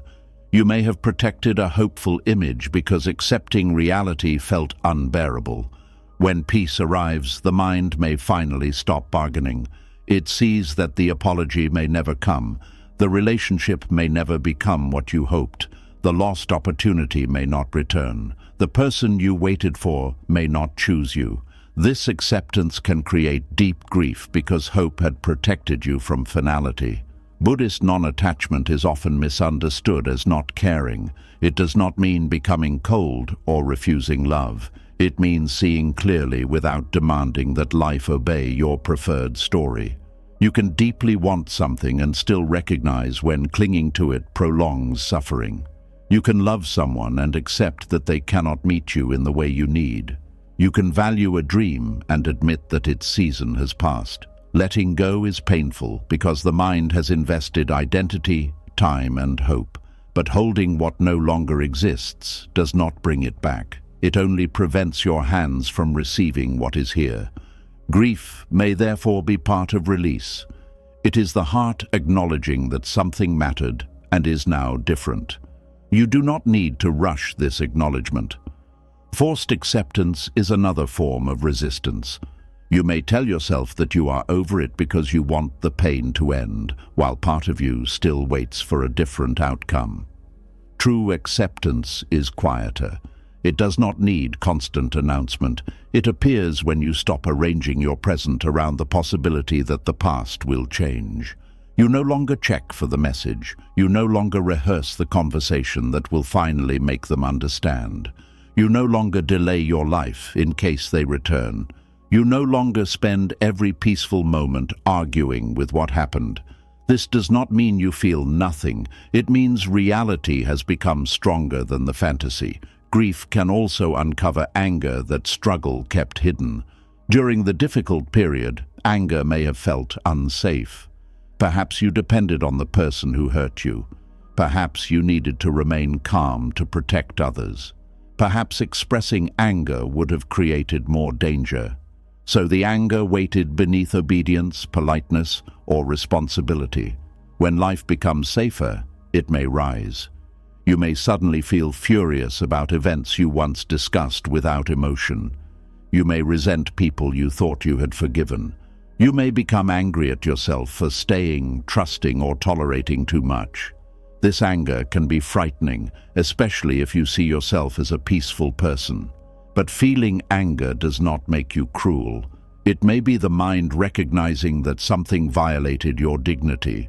The purpose is not to suppress the anger or release it carelessly. It is to listen for the truth beneath it. Anger may say, "I deserved protection." It may say, "That burden was unfair." It may say, "My silence was used against me." It may say, "I was treated as though my needs did not matter." These truths deserve recognition, but anger can become another attachment if you use it to remain connected to the person or event. It may give you energy, but it cannot become your permanent guide. Buddhist practice encourages you to see that anger contains suffering. It burns within the person carrying it. This does not excuse harmful behavior or remove responsibility from others. It simply recognizes that feeding anger endlessly continues the injury inside you. You can use anger to establish a boundary, speak honestly, or leave what is harmful. Then you can allow it to change. Its message can remain even when its fire becomes smaller. Grief may also expose guilt. You may remember what you did not say, what you failed to notice, or what you wish you had done differently.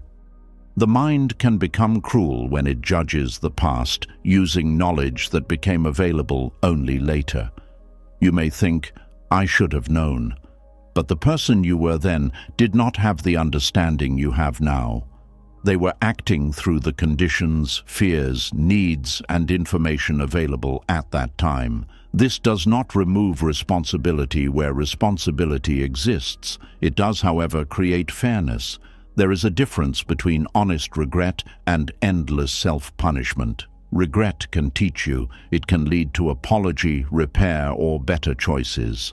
Self-punishment repeats the pain without producing wisdom. Ask whether there is something useful you can do now. Can you acknowledge the harm? Can you change the pattern? Can you offer kindness where you once offered neglect? Can you live differently in a way that honors what you learned? When action is possible, take it. When action is no longer possible, Continued punishment does not repair the past. You may need to offer compassion to the earlier version of yourself. That person may have been frightened, uninformed, pressured, or deeply wounded. They may have made choices that you would not make today because you have changed. Growth means becoming someone who can see what the earlier self could not see. Do not use the new wisdom only as a weapon against the person who had not yet learned it.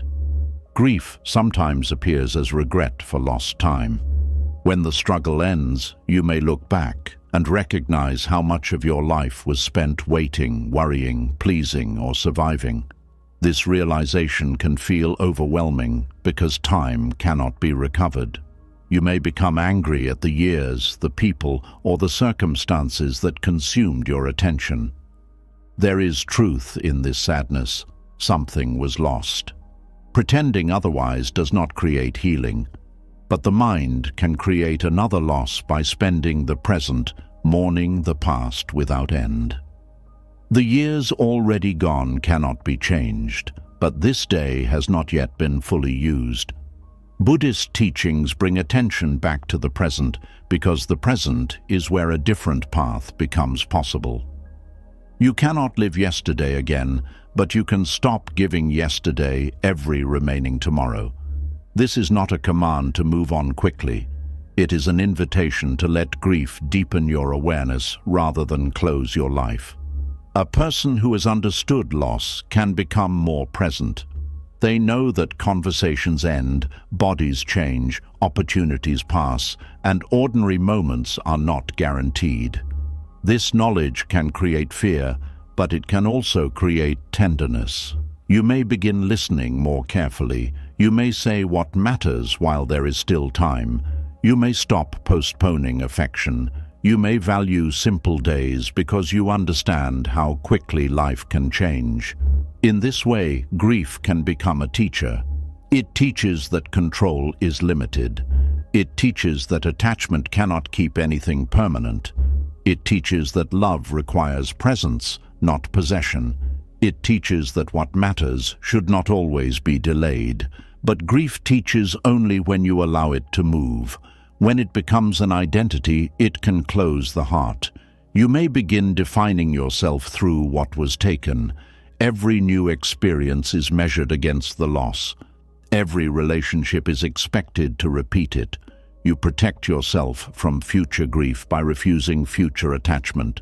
You tell yourself that caring less will hurt less. Yet a life protected from all grief would also be protected from love. The heart cannot remain fully open while demanding a guarantee against loss. Buddhist wisdom does not offer that guarantee. It teaches that everything we love is subject to change. This truth sounds painful, but it can also make love more honest. You stop treating people as possessions. You stop assuming tomorrow is owed to you. You appreciate without pretending permanence. The goal is not to avoid grief. It is to love with awareness that change is part of life. When buried grief begins appearing, you may need support. Some pain becomes clearer when spoken in the presence of someone who can listen without trying to control your process. A trusted friend, spiritual guide, counselor, or support group can provide a place where you do not have to remain strong. Speaking does not mean telling every detail to everyone. Wisdom includes choosing safe people. Some people may rush you, judge you, compare your pain, or make your experience about themselves. A safe listener does not demand that you recover according to their schedule. They do not use simple phrases to close a difficult conversation. They allow the truth to be present without immediately trying to repair it. You may also find expression through writing, prayer, art, movement, or quiet ritual. The form matters less than the honesty. Grief needs a language, but that language is not always spoken. You might write a letter that will never be sent. You might visit a meaningful place. You might keep an object that represents what mattered. You might perform an act of kindness in someone's memory. These actions give shape to feelings that may otherwise remain without direction. Ritual can be powerful because loss often feels formless. A simple action marks that something happened, something mattered, and something has changed. Yet no ritual should become a demand to remain in the past. It should help the heart carry memory into life. As grief becomes conscious, you may notice that it changes. What once felt like a heavy wall may become a series of smaller waves. A memory may still bring tears, but the tears no longer remove all strength. You can feel sadness and continue breathing. You can miss what was lost and still notice what is present. This is not forgetting. It is integration. Integration means the loss becomes part of your story without becoming the whole story. You no longer need to hide from it, and you no longer need to live inside it. You carry the knowledge forward. You may become gentler with other people because you understand that visible behavior can hide invisible grief. The impatient person may be mourning. The distant person may be protecting a wound. The person who keeps working may be afraid to stop. This understanding does not require you to accept harmful behavior. Compassion and boundaries can exist together. But grief can reduce your need to judge quickly. It reminds you that many people are carrying losses they have never named. Eventually, you may see that the calm which exposed your grief was not empty. It was safe enough to let the truth surface. The emotions did not arrive to punish you. They arrived because something inside you finally believed you could meet them. That is why grief after struggle can be a sign of movement, not collapse. The heart that could not feel while surviving may now be ready to feel, because survival is no longer the only task. This readiness can hurt, but it also means you are no longer completely trapped in the emergency. Do not mistake delayed grief for weakness. It may be evidence that the protective walls are beginning to soften. Let calm show you what still needs care. Let sadness reveal what mattered. Let anger show where dignity was ignored. Let regret become wisdom rather than punishment. Let memory become love rather than a prison. You do not have to remove grief before you are allowed to experience peace. Peace can sit beside grief. It can hold grief without being destroyed by it.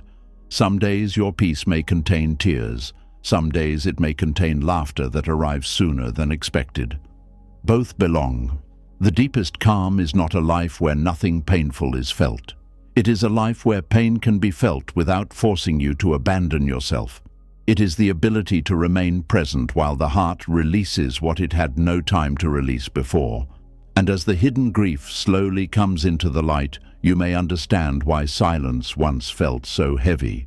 It was not empty at all. It was carrying every goodbye you never completed, every truth you could not face, and every feeling that waited patiently until you were safe enough to listen. And when grief finally begins to move instead of remaining buried, another feeling can quietly take its place. The pain becomes lighter, the heart begins to breathe, and life offers moments of ease. Yet instead of receiving that relief, you may feel guilty for it. Part of you may ask, how can I be at peace when so much has happened, when others are still hurting, or when the person I once was had to suffer so deeply? This guilt can be difficult to understand because suffering is usually something people want to escape. You may have prayed for better days, searched for healing, and waited for the heaviness to lift. But when that change finally begins, you may feel as though you are doing something wrong. A quiet morning can feel undeserved. Laughter can feel disrespectful. Rest can feel selfish. A good opportunity can make you think of people who never received the same chance. You may catch yourself enjoying life and suddenly remember the past, as though your mind is trying to correct you for becoming too comfortable. The suffering may be ending, but you have not yet given yourself permission to live without it. This often happens when pain becomes connected to loyalty. You may believe that remaining unhappy proves that you remember what happened. If you lost someone, you may feel that peace means forgetting them. If your family has suffered for generations, a gentler life may feel like turning your back on them. If people you love are still struggling, your own progress may seem unfair. The mind can create a hidden agreement. I will continue carrying pain so that no one can say I stopped caring. This agreement is rarely spoken, but it can shape years of your life. You may reject happiness because happiness feels like distance from those who hurt. You may avoid success because success separates you from the people with whom you once shared hardship. You may remain emotionally tied to an old season because moving forward seems like abandonment. Buddhist teachings invite you to examine this belief with honesty. Does your suffering truly help the people you love? Does your guilt reduce their pain? Does refusing peace restore what was lost? Usually, it does not. Your pain may show that something mattered, but endless pain is not the only way to honor it. Love can remain when suffering becomes lighter. Memory can remain when grief changes. Compassion can remain when you allow yourself to enjoy your own life. The belief that you must suffer to prove loyalty confuses love with punishment. Love does not require you to keep reopening the same wound.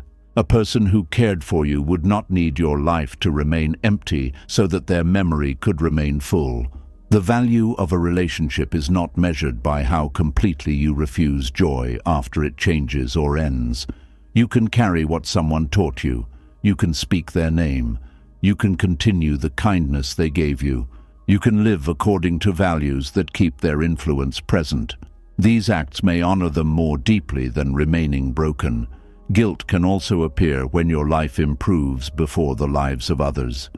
You may have escaped a harmful environment while friends or relatives remain inside it.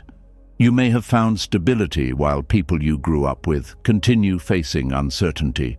You may have healed from a pattern that still controls those around you. This can create what is sometimes called survivor's guilt, though it is not limited to life and death situations. It can arise whenever you move beyond a shared struggle. You may ask, why did I get this opportunity? Why am I doing better? Why was I able to leave when they could not? These questions may come from compassion, but they can become harmful when they turn your progress into a moral failure. Different lives unfold through different causes and conditions. Buddhist teachings emphasize that every event arises through many connected factors. Your progress may have involved effort, timing, support, opportunity, knowledge, and circumstances that others did not have. Recognizing this should make you humble, not ashamed. Humility says, I did not create every condition that helped me. Guilt says, because others lack these conditions, I must reject what I have received. Rejecting a good condition does not automatically create one for someone else. Making yourself smaller does not make another person stronger. Returning to suffering does not pull anyone out of it. You can use what you have gained wisely. You can offer help without destroying your stability. You can share knowledge, encouragement, or practical support. You can become evidence that change is possible.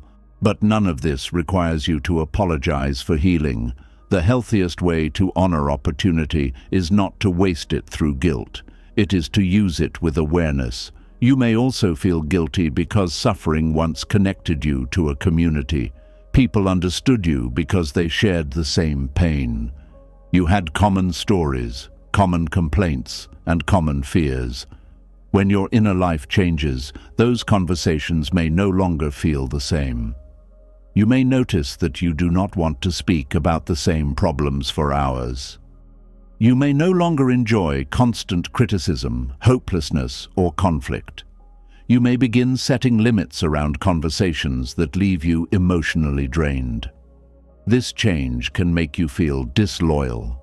Others may even accuse you of thinking you are better than them. They may say you have forgotten where you came from or changed too much. Sometimes they are not responding to arrogance. They are responding to the fact that your growth challenges the arrangement you once shared.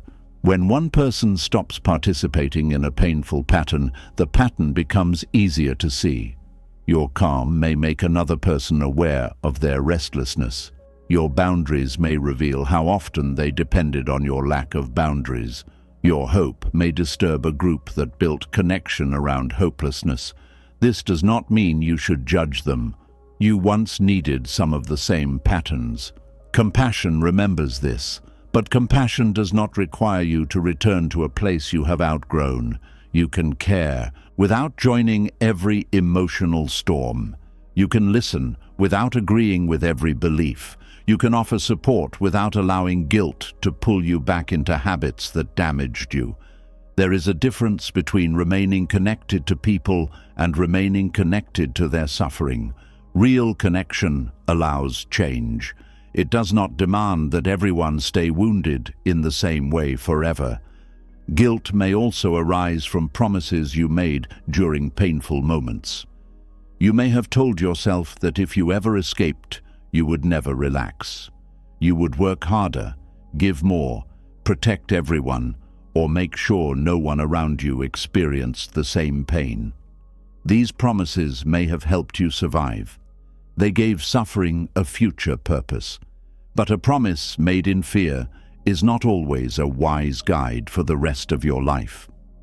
You may now treat every peaceful day as a failure to keep that promise. You feel that you should be working, helping, correcting, or preventing something. The moment you stop, guilt appears. Buddhist practice asks you to observe the intention behind action. An action can look generous while being driven by fear. You may help because you genuinely care, or you may help because you are terrified of feeling selfish. You may work because the task matters, or because rest awakens guilt. You may protect someone because they need protection, or because you cannot tolerate their discomfort. The action may be similar, but the inner condition is different. When action grows from guilt, it often carries pressure. You give more than you can afford. You say yes while feeling resentment. You become exhausted and secretly hope others will notice your sacrifice. When they do not, bitterness grows. This is not because you lack kindness. It is because guilt has turned kindness into a duty without limits. Buddhist compassion includes balance. It recognizes that you are one of the beings worthy of care. Your suffering does not become less important simply because someone else is also suffering. You cannot offer stable compassion while treating yourself as the one person who must always be sacrificed. This may be difficult to accept if your identity was built around being useful. You may believe that your peace has value only when it can be used to help others. You begin asking what you should do with your healing before you have even allowed yourself to experience it. But peace does not need to justify its existence through productivity. A tree does not apologize for standing in sunlight because another tree is in the shade. It receives the light available to it. From that strength, it may later provide shelter, fruit, or seeds. Receiving supports giving. In the same way, your rest can make your care more patient. Your stability can make your help more reliable. Your joy can remind others that life contains more than pain. But these benefits grow naturally. They do not need to be forced through guilt. You may also feel guilty because part of you believes suffering made you a better person. Perhaps hardship deepened your empathy, strengthened your discipline, or changed your priorities. You may fear that comfort will make you careless, proud, or weak. This fear creates a dangerous attachment to pain. You begin seeing suffering as the only teacher you can trust. Suffering can teach, but it is not the only teacher. Love can teach. Stillness can teach. Friendship can teach. Beauty, service, curiosity, and honest reflection can all deepen wisdom. You do not need a new wound every time you are ready to grow. Hardship may have revealed qualities within you, but pain itself does not deserve all the credit. You responded to difficulty with courage, awareness, and effort. Another person might have become cruel under the same conditions. The lesson came partly from what happened and partly from how you met it. You can continue developing those qualities without recreating the conditions that first called them forward. A person does not need to keep a house on fire to prove that they learned how to escape one. There is also guilt connected to the idea of fairness. The mind looks at life and sees that some people receive years of peace while others carry repeated loss. It may conclude that happiness should be distributed equally, and because it is not, enjoying your own share feels morally wrong. This reaction shows sensitivity, but it misunderstands what fairness requires. Fairness does not mean that everyone must experience the same amount of pain. It means we should reduce unnecessary suffering where we reasonably can. Making yourself suffer does not balance the world. It adds another suffering person to it. The world does not become fairer because you refuse a peaceful meal, a healthy relationship, or a chance to rest. The injustice experienced by others remains unchanged. A wiser response is to let awareness of inequality shape your conduct. It can make you more generous, less wasteful, more grateful, and less likely to judge people whose conditions differ from yours. It can motivate service without turning service into self-punishment. Gratitude and guilt may seem similar because both recognize that you have received something valuable, but they move in opposite directions. Gratitude opens the heart. It says, "This is precious. Let me receive it carefully." Guilt closes the heart. It says, "This is precious, but I should not have it." Gratitude can lead to generosity. Guilt often leads to rejection, hiding, or unhealthy sacrifice. You can be aware of your good fortune without believing you stole it from someone else. Sometimes guilt is tied to promises made to a person who is no longer present. You may have planned a future together. You may have said that you would never love anyone else, never leave a certain place, or never become happy without them. Those promises may have expressed the depth of feeling at that time. But life changed, circumstances shifted, people changed, or loss made the promised future impossible. You may now feel that adapting is a form of betrayal. Buddhist teachings remind us that clinging to permanence creates suffering because conditions are always changing. A promise cannot always control a future that neither person fully understood. This does not mean commitments have no value. Integrity matters. But integrity includes seeing when a promise can no longer serve its original purpose. Remaining loyal to the exact words may violate the deeper intention behind them. Perhaps the promise came from love. Would love truly require you to refuse every new form of life? Would it require you to remain emotionally frozen while time continues?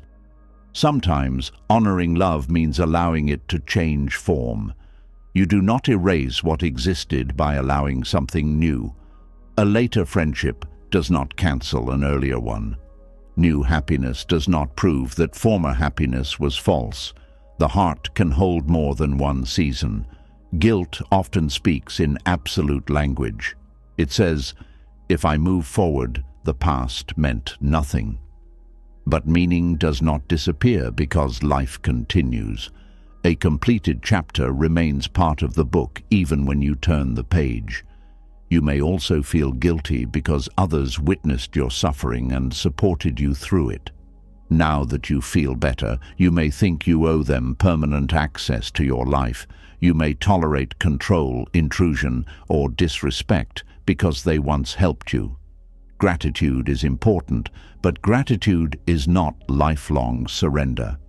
Someone's earlier kindness does not give them ownership over your future choices. You can appreciate what they did and still set limits. You can repay practical debts where appropriate without turning your whole identity into repayment. Healthy support is given to strengthen freedom, not to purchase control. If someone repeatedly reminds you of what they did for you in order to silence your needs, the relationship may be using gratitude as pressure. You are allowed to recognize both truths. They helped you, and their present behavior may still be harmful.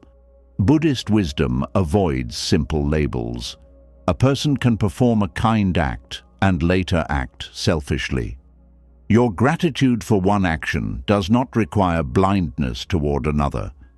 Guilt may tell you that boundaries are ungrateful. Wisdom asks whether the boundary protects dignity, honesty, and peace.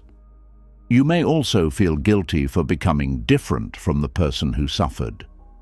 You look back at the earlier version of yourself and feel that your current life is somehow leaving them behind. They endured loneliness, fear, humiliation, or exhaustion.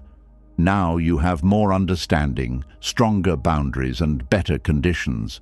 You may feel sadness that they never experienced what you have now. This feeling can become a tender form of guilt. Why could I not save myself sooner? But the person you were then did not have your present knowledge. They were building the very understanding you now use. Their experience was not separate from your current growth. It led toward it. You do not honor your former self by continuing their pain. You honor them by giving their endurance a destination. Let your present peace become the safe place they were trying to reach. You can speak inwardly to that earlier self with compassion. You did not suffer so that I would punish myself forever. You survived so that I could live differently. This transforms memory from an accusation into a connection. The same compassion applies when you regret how long healing took. You may think you wasted years. You may compare your progress with people who seem to recover more quickly. Healing does not follow a moral schedule. Taking longer does not mean you loved pain or lacked discipline. The mind releases protection when it has enough safety, understanding, and support. These conditions do not appear at the same time for everyone. You cannot shame yourself into having healed earlier.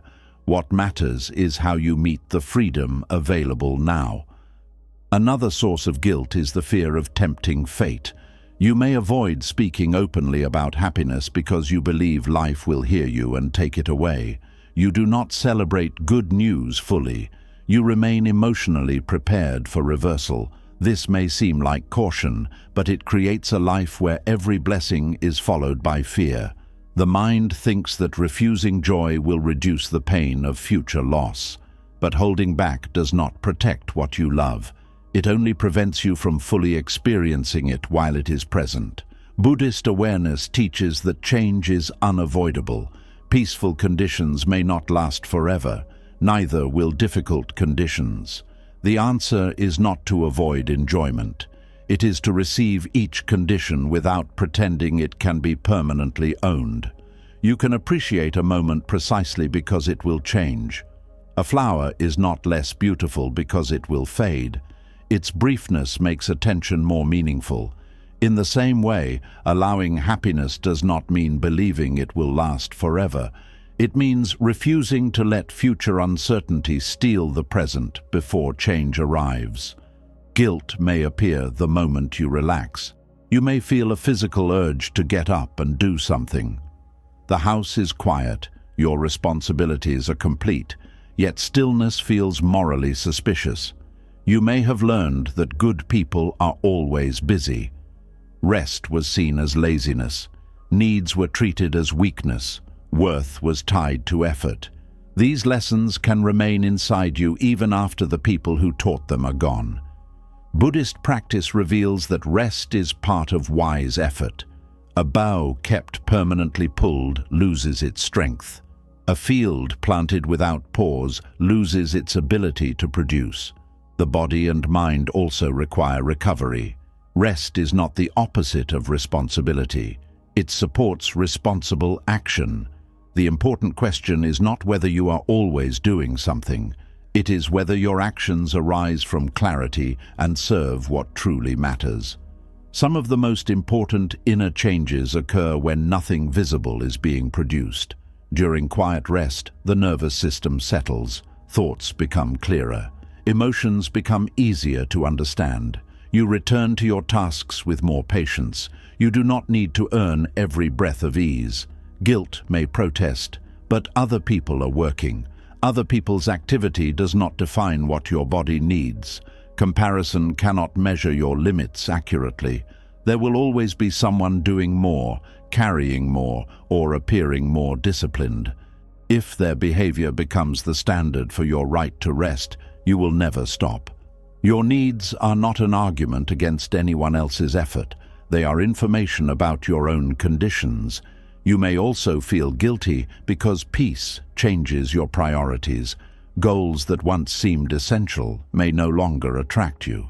You may lose interest in proving yourself, gaining approval, or reaching a level of success that was built from insecurity. Others may not understand. They may think you have become less ambitious. You may even question yourself. But not every reduction in striving is a failure. Sometimes the desire disappears because it was never truly yours.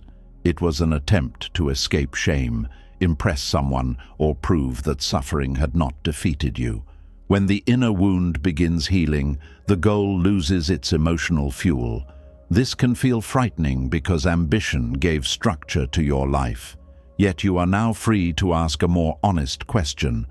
What would I choose if I did not need this achievement to prove my worth? The answer may be simpler. It may offer less status, but more meaning. Choosing it can produce guilt because the world often celebrates visible achievement more than inner freedom. Buddhist teachings measure progress differently. The reduction of greed, hatred, confusion, and unnecessary suffering is a profound achievement, even if no one applauds it. A peaceful life is not an empty life simply because it appears ordinary. You may decide to work fewer hours, leave a harmful goal, spend more time with people you love, or create space for spiritual practice. These choices may not impress everyone. They may still be wise. Guilt becomes weaker when you understand its message without automatically obeying it. Sometimes guilt points to real harm. If you acted dishonestly, neglected a responsibility, or hurt someone, guilt may invite correction. But not every guilty feeling proves wrongdoing. You can feel guilty because you broke an unhealthy rule. You can feel guilty because someone is disappointed that you stopped pleasing them. You can feel guilty because happiness is unfamiliar. This is why guilt must be examined rather than worshipped. Ask, what harm have I actually caused? If there is clear harm, take responsibility. Apologize honestly. Repair what can be repaired.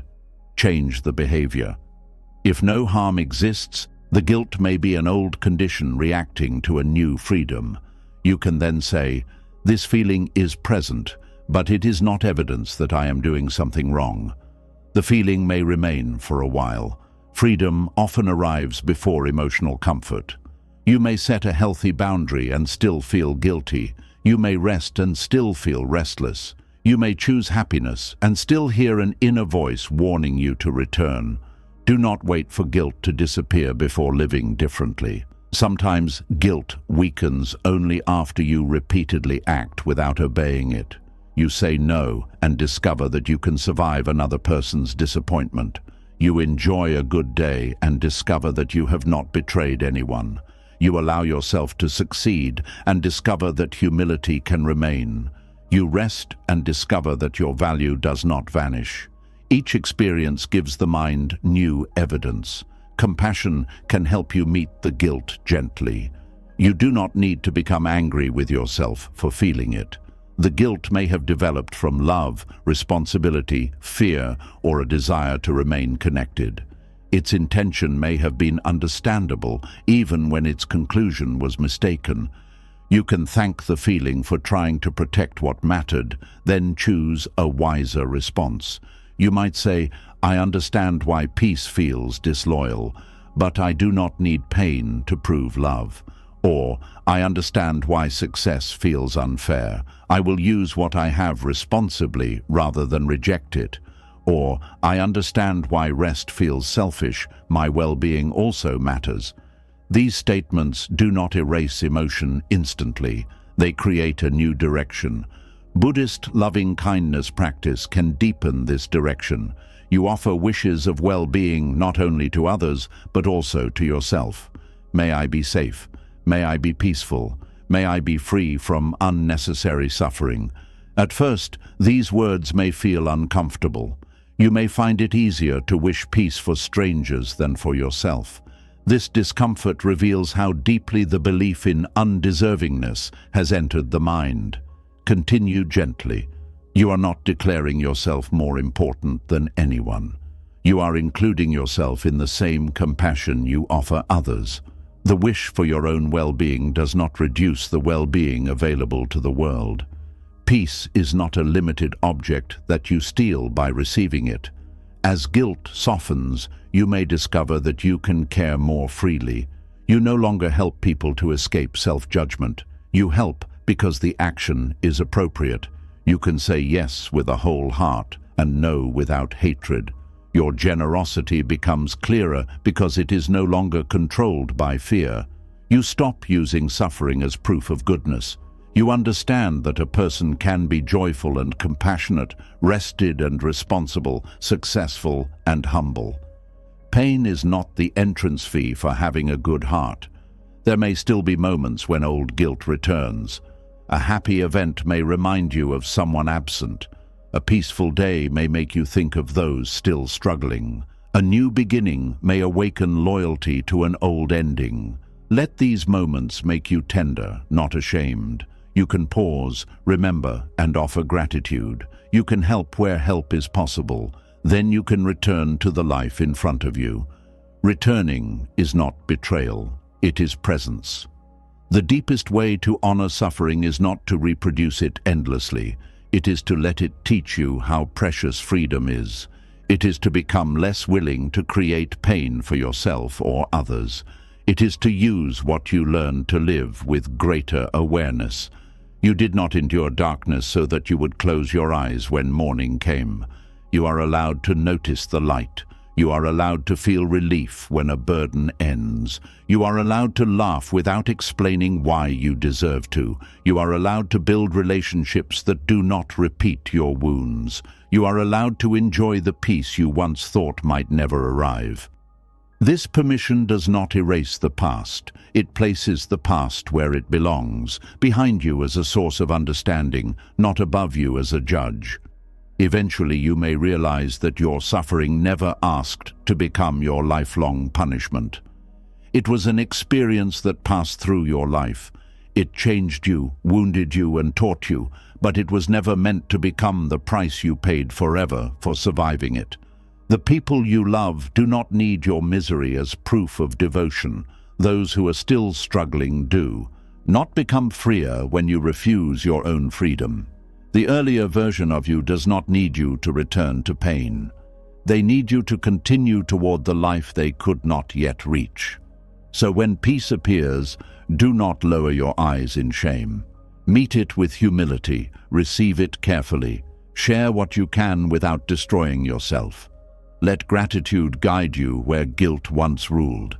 You may still feel sorrow for what happened. You may still care deeply about those who suffer, but you no longer need to join suffering in order to respect it. One day, you will enjoy a peaceful moment without immediately searching for a reason to feel bad. You will remember the past without believing you must return to it. You will recognize that healing was never an act of disloyalty. It was the reason you kept going. And when that truth settles within you, peace will stop feeling like something you stole. It will begin to feel like something your tired heart was always allowed to receive. And when guilt no longer forces you to remain close to suffering, life can become quieter than you expected. The pressure reduces, the emergencies stop, and no one is demanding that you save the day. Yet instead of feeling fulfilled, you may feel strangely empty. What you once called purpose may have been the rush of always having something urgent to survive. For years, your life may have moved through pressure. There was always a deadline, a conflict, a responsibility, a person in need, or a problem that could not wait. You woke up already thinking about what had to be handled. Your body released energy because it believed immediate action was necessary. You became focused, alert, and ready. That energy may have felt like determination. It may have made you feel useful and alive. When everyone else became confused, you knew what to do. When trouble appeared, you became sharp. You could make decisions quickly, ignore tiredness, and continue far beyond what seemed possible. People may have admired this ability. They saw someone productive, reliable, and driven. They may not have noticed that your strength was often activated by pressure rather than guided by peace. Adrenaline can make an urgent moment feel meaningful. It increases attention, quickens the body, and directs energy toward a threat or demand. In a true emergency, this response is valuable. It helps you act before you have time to think deeply. But when urgency becomes a daily way of living, the body can begin to depend on it. You may not consciously want stress, yet ordinary life feels dull without the intensity stress creates. Calm does not provide the same sudden energy. A peaceful morning may therefore feel empty rather than restful. You may start looking for something to do. You check messages repeatedly. You remember responsibilities that could wait. You become involved in another person's problem. You set an unrealistic deadline. You delay a task until pressure builds, then complete it in a powerful rush. The mind says, "Now I am focused again." This pattern can make you believe that you work best under pressure. Perhaps pressure does increase your speed, but speed is not always proof of healthy performance. You may finish the task while paying for it through exhaustion, poor sleep, irritation, and emotional strain. The rush gives immediate energy, while the cost arrives later. Once the emergency passes, you may collapse. You feel empty, tired, or unable to begin ordinary tasks. Then another urgent situation appears, and suddenly your energy returns. This rise and fall can become a cycle. Pressure activates you, completion drains you, emptiness follows. A new crisis restores movement. After enough repetition, you may mistake this cycle for purpose. True purpose is quieter. It does not always make your heart race. It does not need fear to force action. It can guide you through ordinary days when no one is watching and nothing terrible will happen if you move slowly. Purpose says, "This matters, so I will care for it consistently." Adrenaline says, "This is urgent, so I must act immediately." The difference can be difficult to notice because both create action, but they create different relationships with life. Action driven by purpose can include patience. You can pause, learn, adjust, and return tomorrow. Action driven by adrenaline often feels absolute. Everything must happen now. Delay feels dangerous. Rest feels irresponsible. Small problems become personal challenges that must be conquered. Buddhist teachings encourage right effort, which is not endless effort. Right effort means using energy wisely to reduce harmful states and support beneficial ones. It does not praise activity merely because it is intense. You can work very hard while moving in the wrong direction. You can fill every hour and still avoid what matters. You can become exhausted by tasks that protect you from facing deeper questions. Busyness is not always purpose. Sometimes it is fear with a schedule. When peace removes constant pressure, you may finally see how much your motivation depended on danger. Without the fear of failure, rejection, poverty, conflict, or disappointing someone, you may not know why you should continue. You may ask, "If no one needs me urgently, what should I do with my day?" This question can feel frightening because struggle once answered it for you. You did not need to choose a direction. Circumstances chose it. You responded to whatever was loudest. The unpaid bill came first. The family problem came first. The angry person came first. The approaching deadline came first. Your attention belonged to whatever carried the greatest threat. When these threats reduce, choice returns. Choice may sound like freedom, but it also brings responsibility. You must decide what deserves your time without waiting for fear to decide for you. Many people discover that choosing calmly is harder than reacting quickly. Reaction is simple. Something happens and you respond. Purpose requires reflection. You must understand your values, limits, and intentions. You must accept that meaningful work may not create immediate excitement. A person can spend years reacting and appear highly disciplined while never asking where the activity is leading. Peace interrupts this automatic movement. It removes the noise that gave your day's structure. At first, the silence can feel like a lack of direction, but the absence of urgency is not the absence of meaning. It is an invitation to find meaning that does not depend on fear. Buddhist practice begins with careful observation. When the urge to create pressure appears, notice it before following it. Perhaps you are about to take on another responsibility, even though your schedule is already full. Ask what you expect the new responsibility to give you. Will it offer genuine contribution, or will it help you avoid feeling unimportant? Perhaps you are delaying a task until the final moment. Ask whether pressure has become the only condition under which you permit yourself to focus. Perhaps you feel uncomfortable during a free afternoon. Ask whether stillness is revealing uncertainty about who you are when you are not producing. These questions expose the emotional purpose hidden beneath practical activity. Some people use pressure to avoid sadness. Others use it to avoid loneliness. Some use it to avoid doubt about their worth. As long as they remain needed, they do not have to wonder whether they are loved for who they are. Urgency can become a shield against self-examination. When you are constantly moving, there is no time to notice dissatisfaction. You do not ask whether your relationships are nourishing, whether your work reflects your values, or whether the life you built still belongs to you. You only ask what must be completed next. This can continue for years. Then one day the pressure ends, a job changes, children become independent, a difficult relationship ends, a long project is completed, the role that consumed you disappears. You may expect relief, but instead you feel lost. The mind may interpret this loss of intensity as depression, laziness, or failure. Sometimes professional support may be needed when low mood becomes persistent or affects daily functioning, but in other cases, the emptiness is a sign that external urgency once replaced inner direction. You are not necessarily losing your purpose.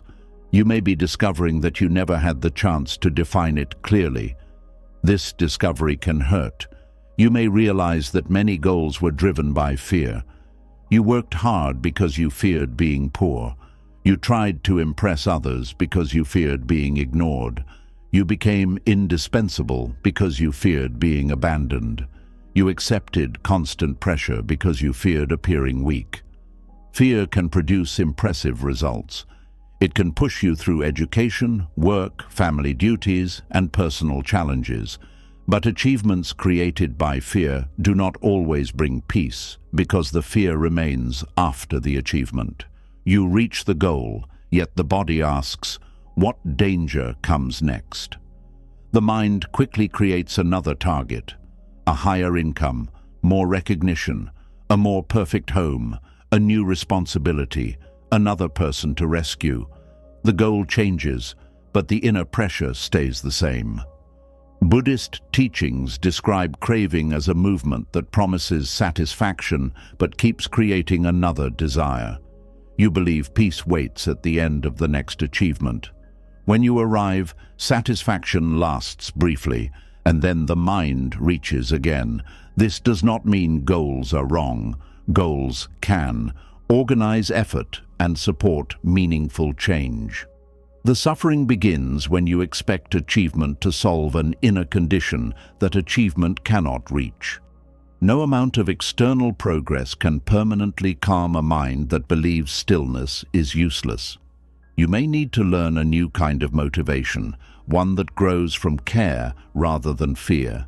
This motivation may feel weaker at first because it does not arrive with the same physical rush. Care whispers, fear shouts. Fear says, "Do this now, or something terrible will happen." Care says, "Return to this because it matters." The second voice requires more listening. It does not threaten you into action. It asks for commitment. A gardener does not scream at a plant to grow. The gardener provides water, light, protection, and time. Growth occurs through steady conditions, not constant emergency. Your purpose may need the same patience. You may discover it through small actions rather than one dramatic revelation. Purpose can grow through caring for your health, teaching something useful, supporting a family member wisely, creating meaningful work, studying, serving a community, or developing a spiritual practice. These activities may not create constant excitement. Some days will feel ordinary. Purpose does not remove repetition. It gives repetition meaning. A person caring for a garden may perform similar tasks each week. A writer may return to the same desk. A parent may repeat simple acts of care. A person practicing meditation may sit quietly without visible achievement. The value lies not in intensity, but in direction. Adrenaline asks how strongly you feel. Purpose asks what you repeatedly choose. This distinction matters because feelings change. If you depend on excitement, you may abandon meaningful work when it becomes quiet. You may chase new projects, relationships, or plans simply because newness produces energy. Beginnings are often stimulating.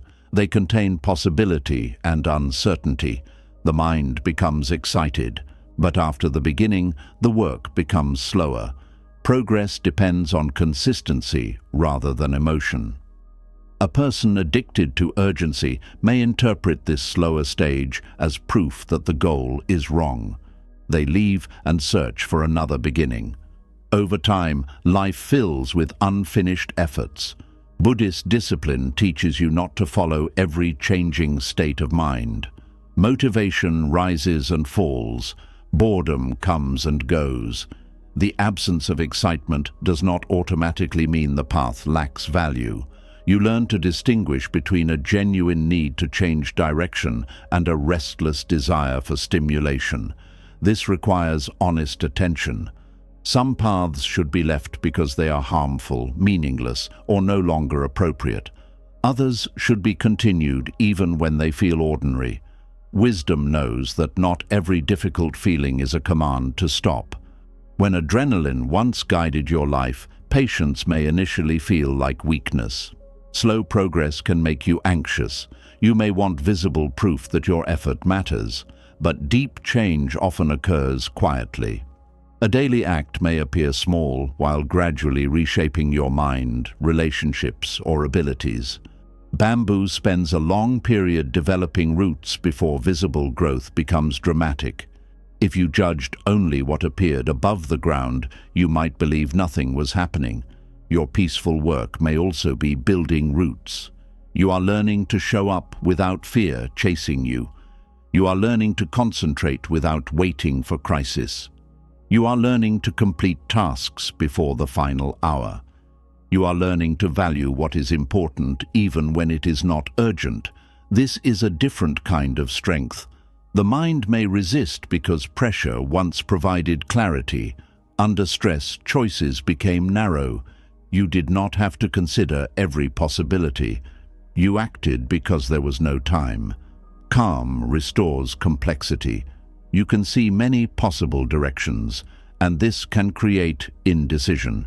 You may wait for a dramatic sign that tells you which path is correct, but purpose is not always discovered before action. Sometimes it is built through action. You choose a direction that reflects your values, take a small step, and observe what it produces. You learn from experience. You adjust without treating every change as failure. Buddhist practice values direct understanding. You cannot think your way into every truth.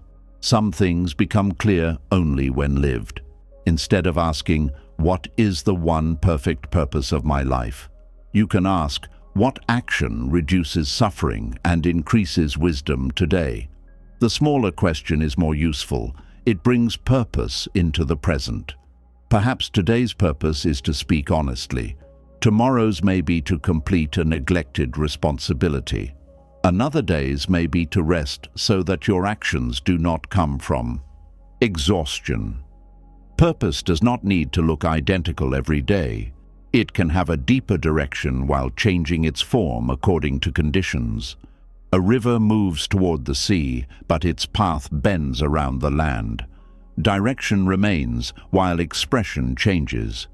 You may also mistake being needed for having purpose.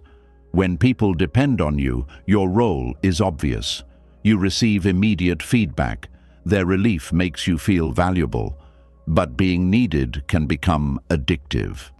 You may enter situations where others are always struggling because their struggle gives you a clear identity. You offer solutions before they ask. You take over tasks they could learn to handle. You become disappointed when people become independent. This does not necessarily mean your care is false. You may genuinely love them, but part of the relationship may also supply the urgency your body has learned to seek. Healthy care helps others become stronger. It does not require them to remain helpless so that you can remain important. If someone no longer needs the same support, your purpose has not disappeared. The form of your care may need to change. You can move from rescuing to encouraging, from controlling to trusting, from solving to listening.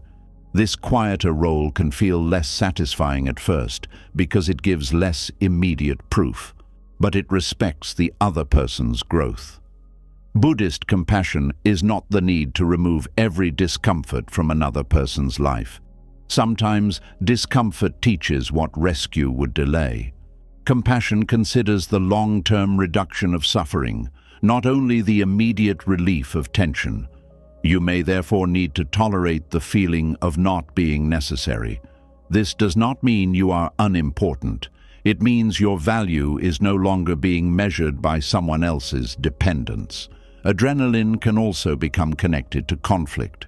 Some people feel most alive during arguments. Their thoughts become sharp, their energy increases, and their purpose becomes simple: defend, prove, win.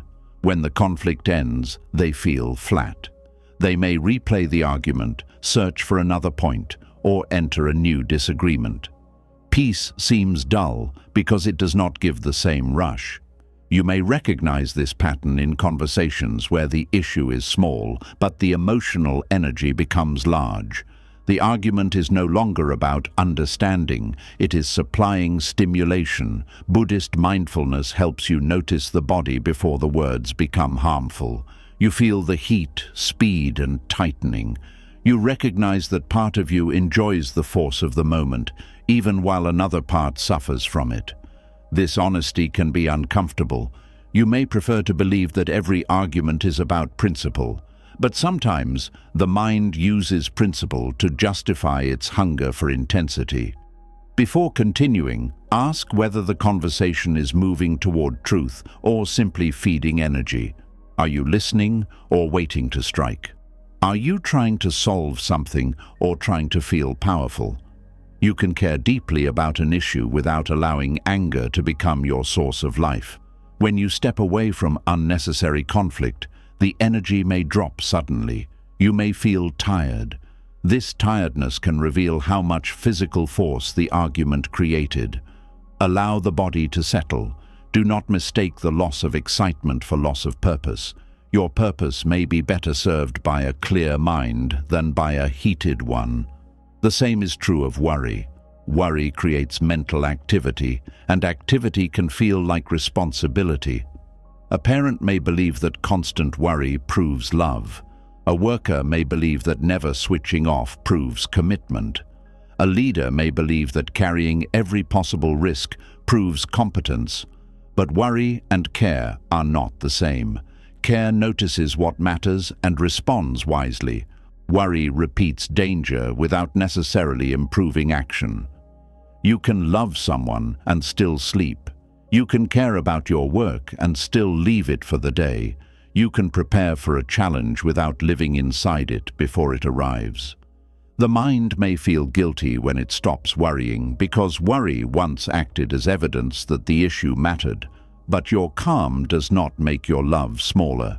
It may make your response more useful. Peace returns energy to choice. When adrenaline controlled you, your body decided that everything was urgent.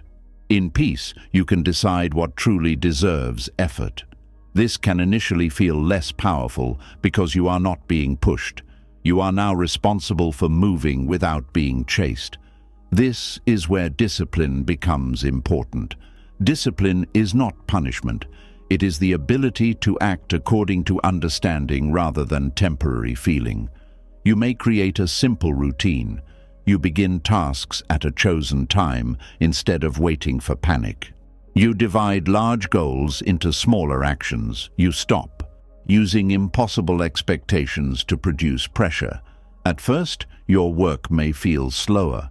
Without stress, you may not experience the same rush, but you may also make fewer careless mistakes, think more clearly, and finish without destroying the rest of your day. You are teaching the mind that concentration can exist without fear. This lesson takes repetition.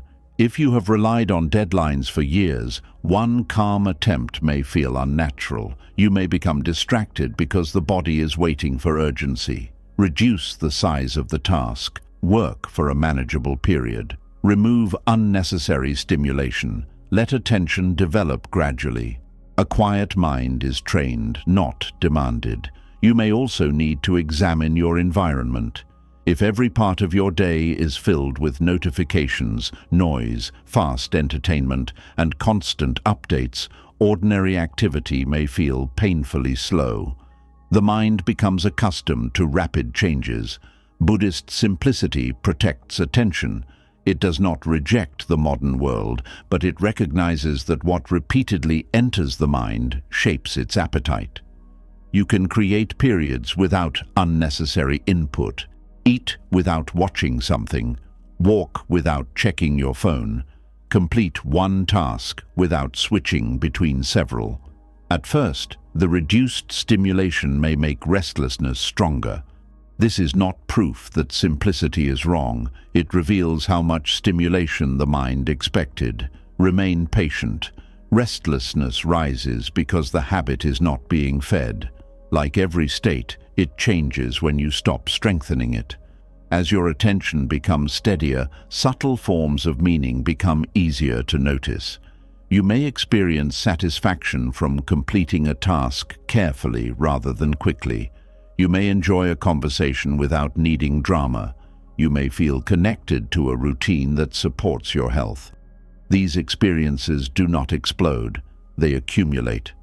A peaceful life may not produce constant emotional highs, but it can create depth. Depth often feels quiet because it does not need to announce itself. You may still miss the old rush. There will be moments when a crisis makes you feel suddenly focused and powerful. Do not shame yourself for this reaction. The body remembers what it practiced. Simply recognize the difference between capacity and dependence. It is useful to act quickly when life truly requires it.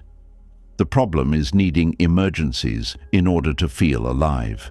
You can appreciate your ability to respond under pressure without building your whole life around pressure. A firefighter's skill is valuable during a fire, but no wise firefighter sets buildings on fire to experience usefulness. In the same way, you do not need to create emotional emergencies to prove that you can survive them. Purpose becomes clearer when you ask what you would continue doing, even if it brought no applause, fear, or immediate reward.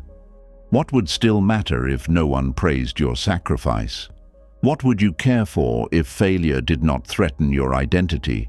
What would you build slowly if you were not trying to outrun shame? The answers may reveal values that pressure once covered. Perhaps you value learning, but fear turned learning into competition. Perhaps you value service, but guilt turned service into self-neglect. Perhaps you value creativity, but the need for approval made every creation a test. Peace allows you to separate the value from the fear attached to it. You can learn without needing to be the best. You can help without becoming exhausted. You can create without demanding that every result prove your worth. This makes purpose more sustainable. A purpose driven by adrenaline burns quickly. It requires stronger pressure to produce the same energy. A purpose grounded in values can continue through changing moods and ordinary seasons. You may not feel inspired every morning. You do not need to. Inspiration is welcome when it arrives, but commitment carries you when it leaves. Buddhist monks do not meditate only when meditation feels exciting. The practice continues through restlessness, dullness, clarity, and doubt. The changing experience becomes part of the training. Your meaningful work can be approached in the same way. Some days feel alive, others feel plain. You continue because the direction remains worthy. This does not mean forcing yourself endlessly. Wisdom includes rest, adjustment, and recognition of limits. Commitment is not cruelty. The difference is intention. Rest can support purpose, while avoidance escapes it. Discipline returns when rest has served its function. Self-punishment keeps pushing even when damage is increasing. You learn this balance by paying attention, not by following one rigid rule. As adrenaline decreases, you may notice tiredness that was hidden beneath it. Your body may be carrying years of unpaid. Exhaustion. When the pressure stops, the energy you thought you had disappears. This can frighten you. You may think peace is making you weak. In reality, calm may be revealing the cost of how long you remained activated. A person can continue during a crisis because the body postpones collapse. Once safety returns, recovery begins. Recovery may include more sleep, lower energy, and reduced interest in stimulation. Do not immediately turn this into another problem to defeat. Give the body reasonable care. Eat, rest, move gently, and seek medical or professional support when symptoms are serious or persistent. There is wisdom in allowing recovery to have its season. You cannot build a peaceful purpose on a body you continue treating as an emergency machine. As strength returns, let it return slowly. Do not recreate extreme pressure merely to feel familiar again. Choose rhythms that you can maintain. Meaningful life is not a race toward exhaustion. The Buddha taught a middle way that avoids both harmful excess and careless neglect. This principle can guide your use of energy. You do not need to live in constant intensity, and you do not need to abandon all effort. You work without worshipping work. You rest without disappearing into avoidance. You care without carrying everything. You seek growth without hating where you are. This balance may not feel dramatic, but it creates freedom. Eventually, you begin to experience purpose as a steady warmth rather than a sudden fire. It does not consume you. It supports you. You wake knowing what matters, even when nothing is urgent. You can move calmly because fear no longer has to chase you. You complete tasks because they serve your values, not because disaster waits behind delay. You become less impressed by intensity and more interested in consistency. You stop asking whether life feels exciting enough and begin asking whether it feels honest. You stop measuring importance by how tired you are. You stop treating every peaceful day as wasted time. You understand that a quiet life can still contain courage, contribution, and deep meaning. The adrenaline was real, but it was never your deepest purpose. It was the body's answer to pressure. It helped you cross dangerous moments, meet demands, and survive conditions that required fast action. Thank it for what it did. Then let it return to its proper place. You do not need to feel threatened in order to move. You do not need someone to rescue in order to matter. You do not need a deadline to create focus or a crisis to create direction. Purpose can exist without panic. It can grow through a promise you keep quietly, a skill you develop patiently, a person you care for without controlling, or a truth you practice when no one is watching. And as you become familiar with this calmer form of meaning, emptiness begins to change. The silence no longer feels like the absence of life. It becomes the space where you can finally hear what your life is asking from you without fear shouting over it. One day, you may look at a peaceful morning and feel no need to fill it with danger. You will know that nothing urgent has to happen for the day to matter. You will move not because you are being chased, but because you have chosen a direction. That is when purpose becomes truly yours. And once purpose no longer depends on urgency, stillness begins to expose something even deeper. You may discover that the hardest part of peace is not the silence itself, but the loss of control that silence reveals. When nothing is demanding your attention, you can finally notice how much of your life has been spent trying to manage every outcome before it had the chance to surprise you. Control can feel like safety when life has been unpredictable. If people disappointed you without warning, you may have learned to study their moods. If plans often fell apart, you may have learned to prepare for every possible result. If your needs were ignored, you may have decided that depending on yourself was the only safe choice. These habits may have helped you feel less powerless. You could not guarantee that life would be kind, but you could stay prepared. You could think ahead, organize everything, watch for changes, and reduce the chance of being caught off guard. Over time, preparation may have turned into control. The difference is important. Preparation responds to what can reasonably be managed. Control tries to remove uncertainty from life completely. Preparation makes a plan and leaves room for change. Control feels threatened when anything moves outside the plan. You may not describe yourself as controlling. You may call yourself careful, responsible, organized, or realistic. These qualities can be valuable. The problem begins when your peace depends on everything happening according to your expectations. Stillness makes this dependence easier to see because there is no urgent task hiding it. You may sit quietly and notice your mind arranging the future. It creates conversations, predicts reactions, reviews decisions, and searches for anything you may have missed.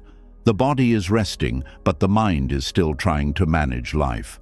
You may believe that thinking about every possibility gives you power. It can feel productive because your mind remains active. But many of these thoughts do not lead to useful action. They repeat the same uncertainty in different forms. You consider what someone might say.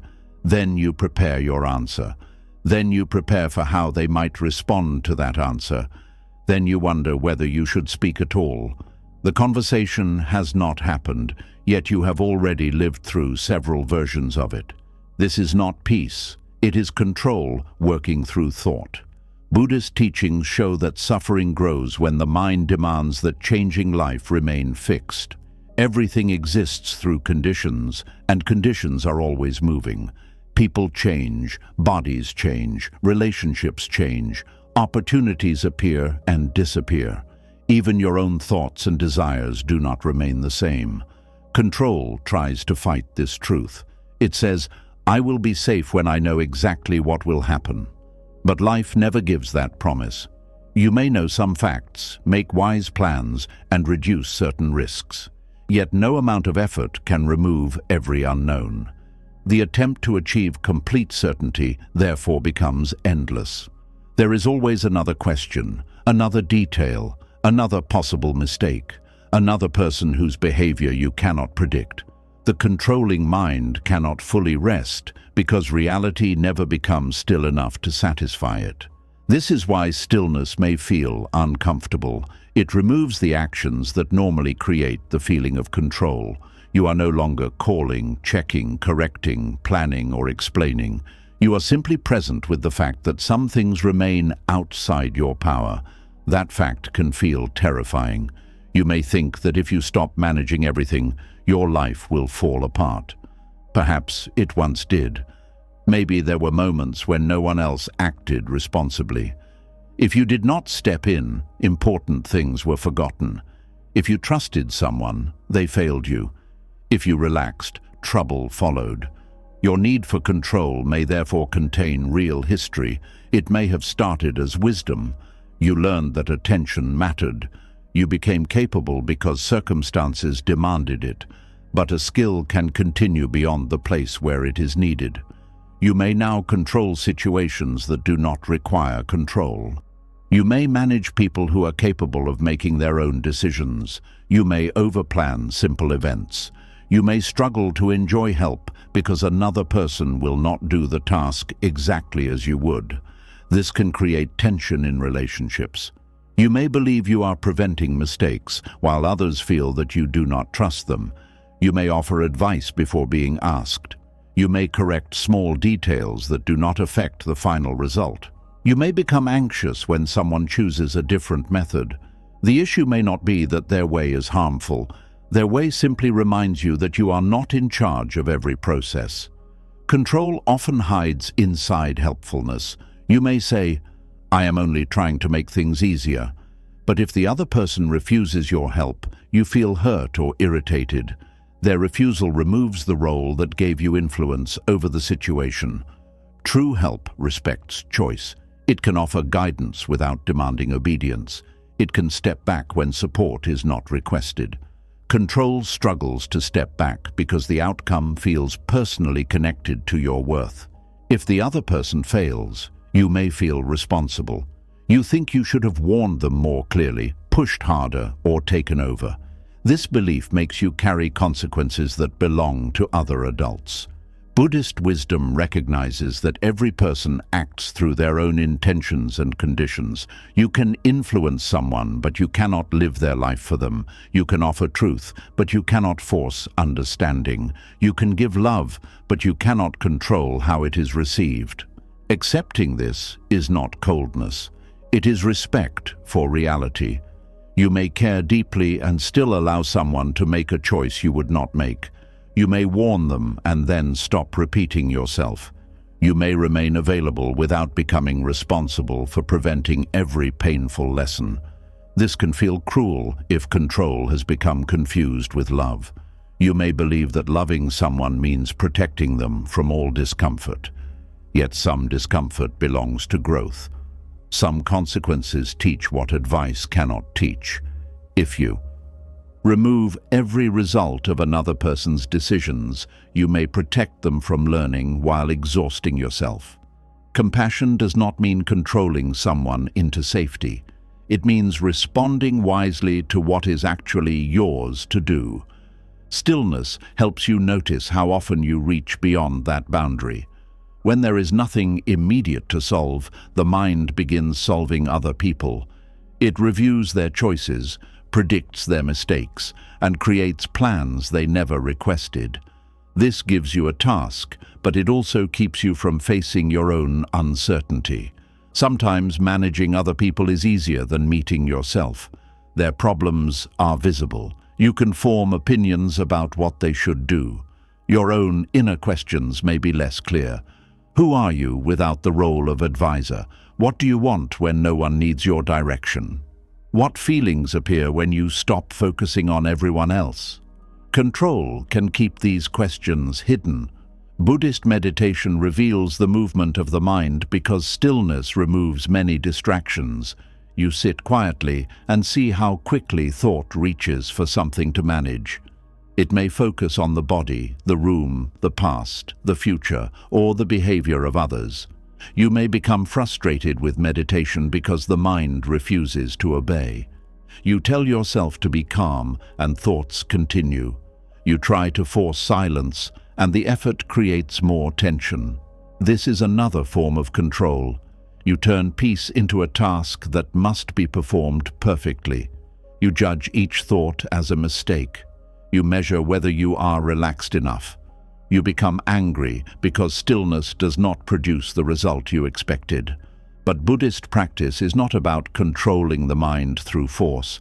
It is about understanding its nature. Thoughts arise because conditions support them. Memories, fears, sensations, and habits enter awareness. You do not need to prevent every thought. You learn not to follow each one. The goal is not a mind that never moves. It is a mind that does not become a servant to every movement. You may notice a plan forming and allow it to pass. You may feel uncertainty and remain seated. You may hear the urge to check something and choose not to act immediately. Each pause teaches you that an urge can exist without controlling your behavior. This is difficult because control often feels urgent.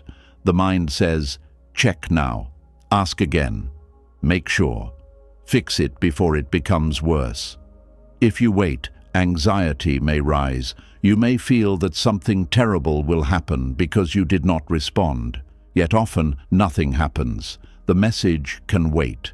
The person handles the task. The small mistake corrects itself.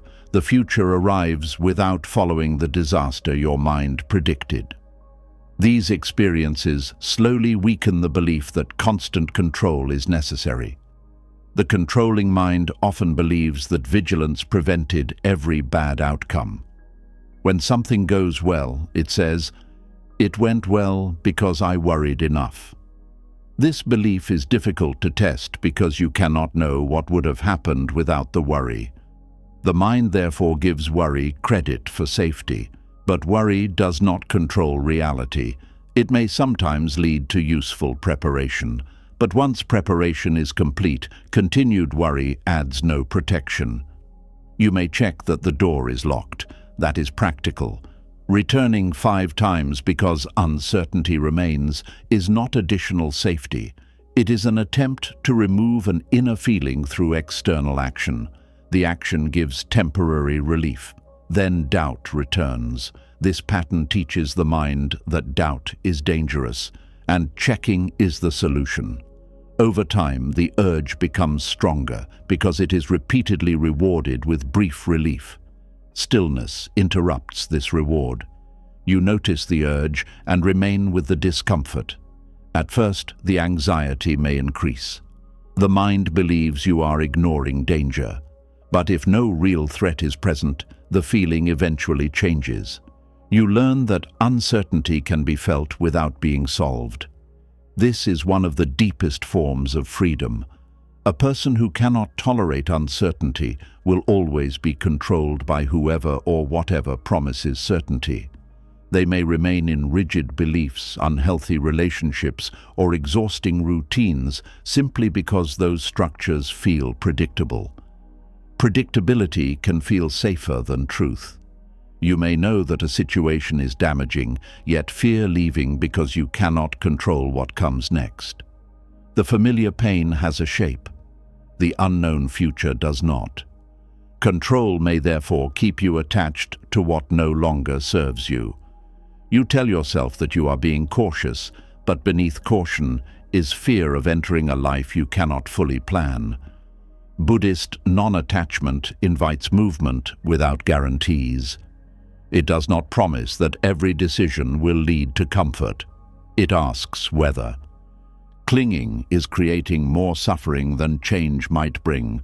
You may not know what will happen after you release a role, relationship, or expectation, but not knowing does not automatically mean the path is wrong. Sometimes, uncertainty is the doorway through which growth enters. Control also appears in the desire to manage how other people see you. You may carefully choose every word so no one can misunderstand you. You explain your decisions repeatedly. You try to appear strong, kind, intelligent, or calm in every situation. You may believe that if you communicate perfectly, everyone will approve of your intentions. But people do not see you only through your words. They see you through their own history, mood, expectations, and wounds. You can speak honestly and still be misunderstood. This truth can be painful because reputation feels connected to safety. If you are often blamed unfairly, you may now feel desperate to correct every false idea. You cannot rest while someone holds an opinion about you that feels inaccurate. You replay the conversation and search for a better explanation. You want one more chance to make them see. Sometimes clarification is appropriate. But repeated explanation cannot force openness in a person who has already decided what they want to believe. Buddhist wisdom asks you to examine your intention. Did you speak with honesty? Did you act with as much care as the situation allowed? Are you willing to correct genuine harm? If the answer is yes, the remaining opinion belongs to the other person. This does not mean their judgment never affects you. Some opinions have practical consequences, but emotionally, you must decide whether your peace will depend on controlling every mind that thinks about you. That is an impossible task. You cannot supervise the private stories people create.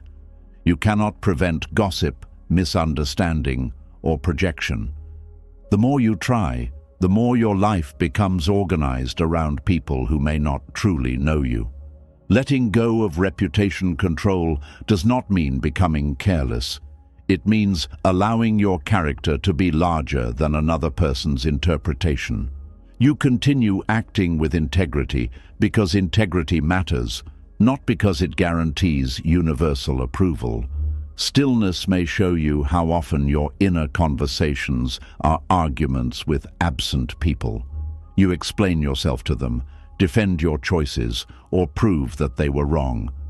These conversations create the feeling that you are still working toward control, but the person is not present. The conversation exists only inside you.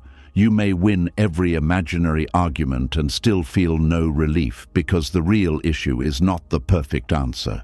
The issue is that you cannot control how the past was understood. At some point, peace requires accepting that some stories will remain incomplete. Someone may never apologize. Someone may never admit what they did. Someone may always believe a version of events that feels unfair.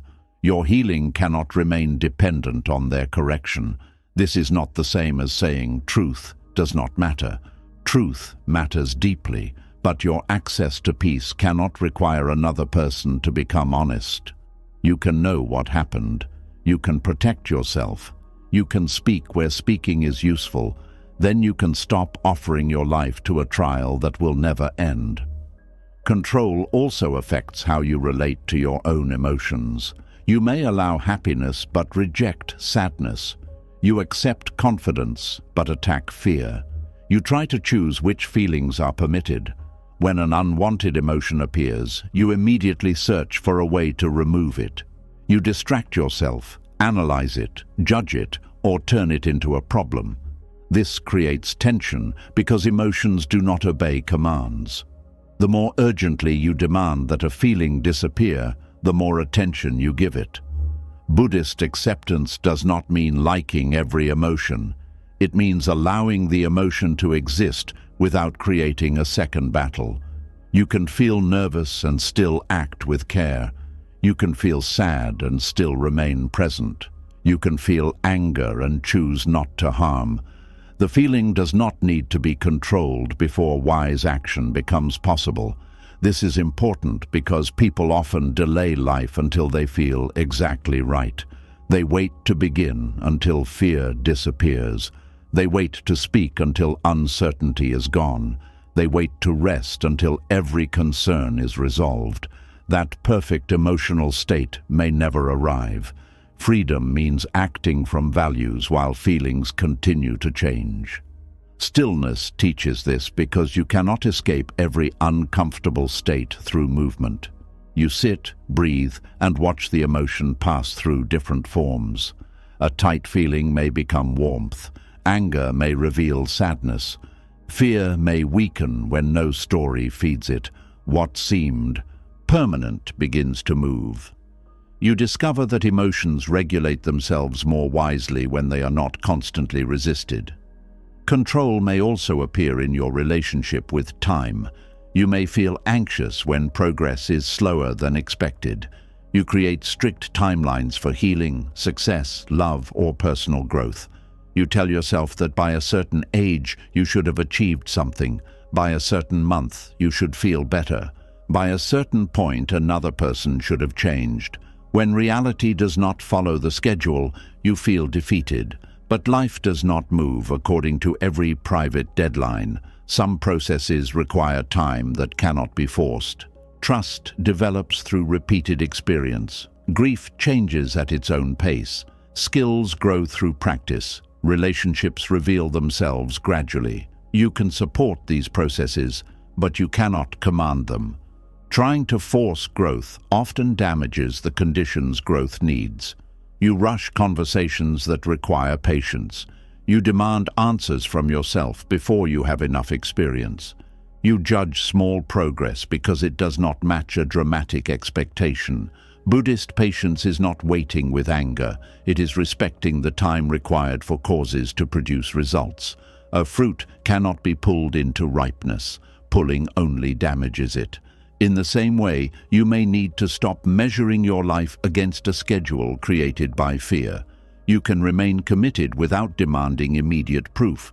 Stillness may feel unproductive because it does not always create visible results. Yet it can reveal whether your effort is wise or merely anxious. A farmer who never pauses to study the soil may work hard and still plant in the wrong place. Reflection prevents wasted effort. Your pauses can show you which goals still matter, which responsibilities belong to you, and which desires are driven by comparison. This is not inactivity. It is intelligent restraint. Control often hates restraint because doing something creates relief. Even the wrong action can feel better than uncertainty. You may send a message too quickly, make a promise you cannot keep, or interfere in a situation before understanding it. The action reduces tension, but it may create a larger problem. Stillness creates a space between impulse and action. In that space, you can ask whether the urge comes from wisdom or fear. Wisdom usually sees the whole situation. It considers timing, consequences, and limits. Fear wants immediate relief. The controlling mind may say, "Do something now so you can stop feeling uncertain." Awareness says, "Let me understand before I move." This pause can change relationships, decisions, and entire patterns of life. You may begin noticing that many mistakes were not caused by lack of intelligence. They were caused by the inability to tolerate the moment before certainty. You answered too quickly. You agreed too soon. You refused before listening. You tried to secure the future before understanding the present. Stillness trains the courage to wait. Waiting does not always mean doing nothing. It can mean gathering information, watching patterns, or allowing emotions to settle. The important change is that you are no longer acting only to escape discomfort. Control can also hide inside perfectionism. You believe that if you perform without mistakes, you can prevent criticism, rejection, or failure. Every detail becomes important because a mistake feels larger than the task. It threatens the image you are trying to maintain. You may spend excessive time checking work that is already good enough. You delay completion because releasing the result means losing control over how it will be received. Perfectionism promises safety, but it often creates paralysis. Nothing can be judged if it is never finished. Nothing can fail if it is never attempted fully. The unfinished work remains protected inside possibility. Buddhist teaching reminds us that every created thing is imperfect and temporary. Human work will always reflect limited time, knowledge, and conditions. This is not a reason for carelessness. It is a reason for humility. You can offer sincere effort without demanding flawless results. A careful action can still be criticized. A good plan can still fail. A wise choice can still produce pain because outcomes depend on more than intention. Control wants a direct agreement with life. If I do everything correctly, nothing bad should happen. Life does not make that agreement. Good actions often support good results, but they cannot remove every outside condition. Accepting this prevents you from turning every difficult outcome into proof that you failed. Sometimes you did your best, and the result was still painful. This truth can be freeing. It allows responsibility without total blame. You are responsible for your intentions, choices, and effort. You are not responsible for controlling the whole world around them. Stillness makes this boundary visible because you can observe where your effort ends and uncertainty begins. The body may react strongly at that boundary. You may feel tension when a task is handed to someone else. You may feel restless while waiting for news. You may keep checking because doing so creates the illusion of influence. Try noticing what happens when you stop. Feel the urge without immediately satisfying it. Let your hands remain still. Let the unanswered question remain unanswered for a little longer. You may tell yourself, "This is outside my control for this moment." The words can feel like surrender, but surrender in Buddhist practice is not defeat. It is the release of a struggle with reality. There is a difference between giving up on wise action and giving up the demand to control the result. You can apply for the opportunity and release the final decision. You can express love and release the demand that it be returned. You can apologize sincerely and release control over whether forgiveness comes. You can plant carefully and release control over the weather. This form of surrender protects effort from obsession.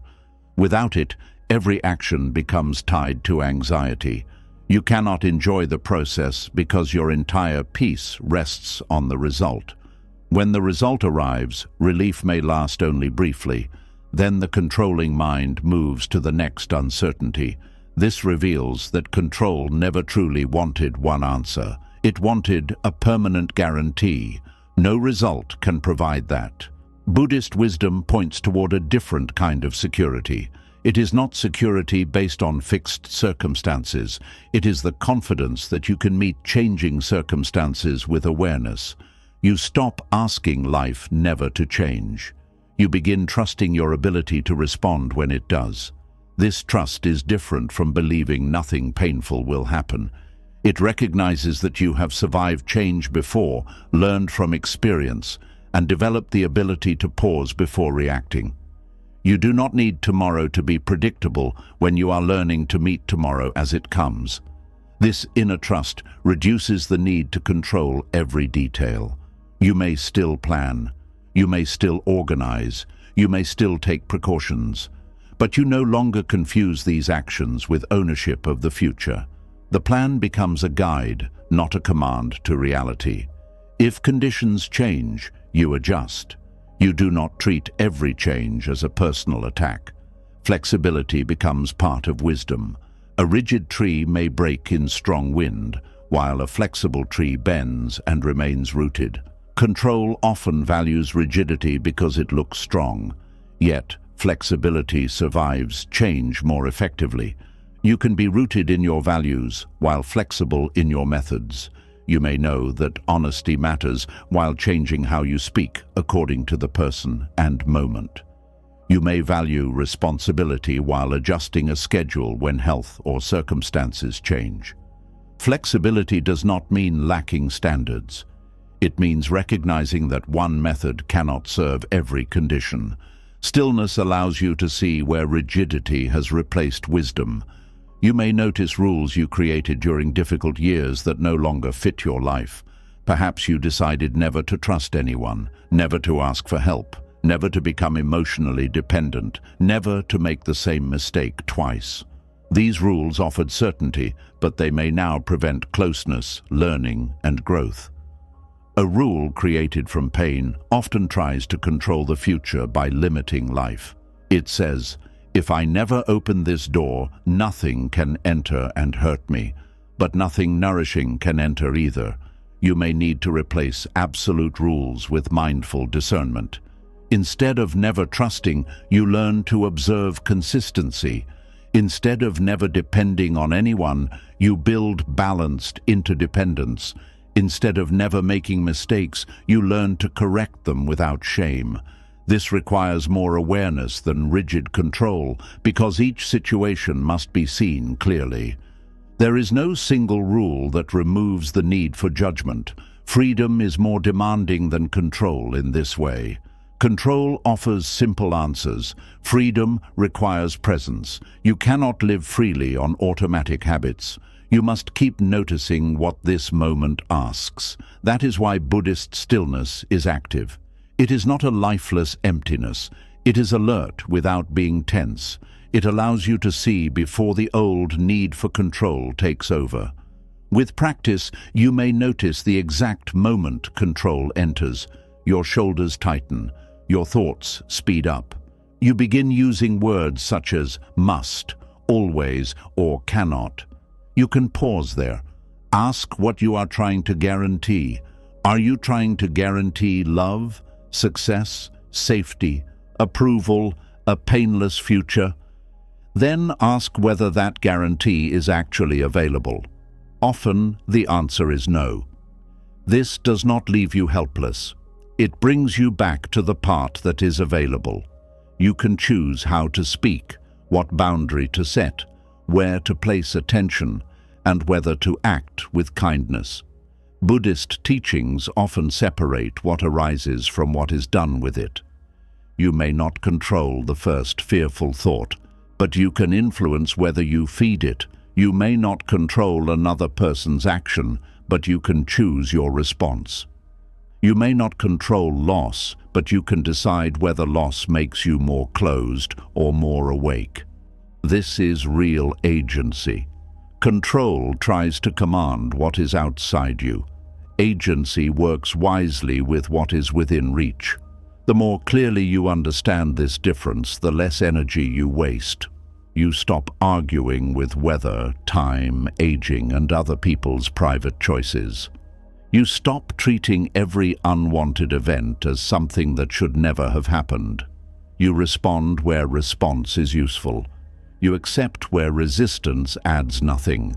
Acceptance can sound passive to someone addicted to control, but acceptance requires courage. It means looking directly at reality without hiding behind fantasy. You may accept that a relationship has changed, that a person cannot give what you hoped, that a certain opportunity has passed, that your body has limits, that you cannot return to an earlier life. These truths can hurt, but fighting them does not restore what was lost. Resistance keeps you tied to the gap between what is and what you demand should be. Acceptance closes that gap. It says, "This is the condition now. What wise action remains?" That question returns power to the present. You may grieve, adjust, leave, begin again, or ask for support. These actions become possible once energy is no longer spent denying the situation. Control often delays necessary change because it keeps trying to make the old condition behave differently. You repeat the same effort with greater force. You explain more, sacrifice more, or wait longer. Stillness may reveal that the problem is not insufficient effort. The condition itself may no longer support what you are trying to create. A dead branch cannot be forced to produce fruit through stronger attachment. Wisdom knows when care means continuing and when care means releasing. This release may cause fear because the old struggle gave you the feeling of participation. Even unsuccessful control feels like doing something. Acceptance removes that activity. You may feel exposed when you stop pushing. Let the exposure remain for a moment. Beneath it, there may be sadness, disappointment, or helplessness. These feelings are painful but honest. Control was often covering them.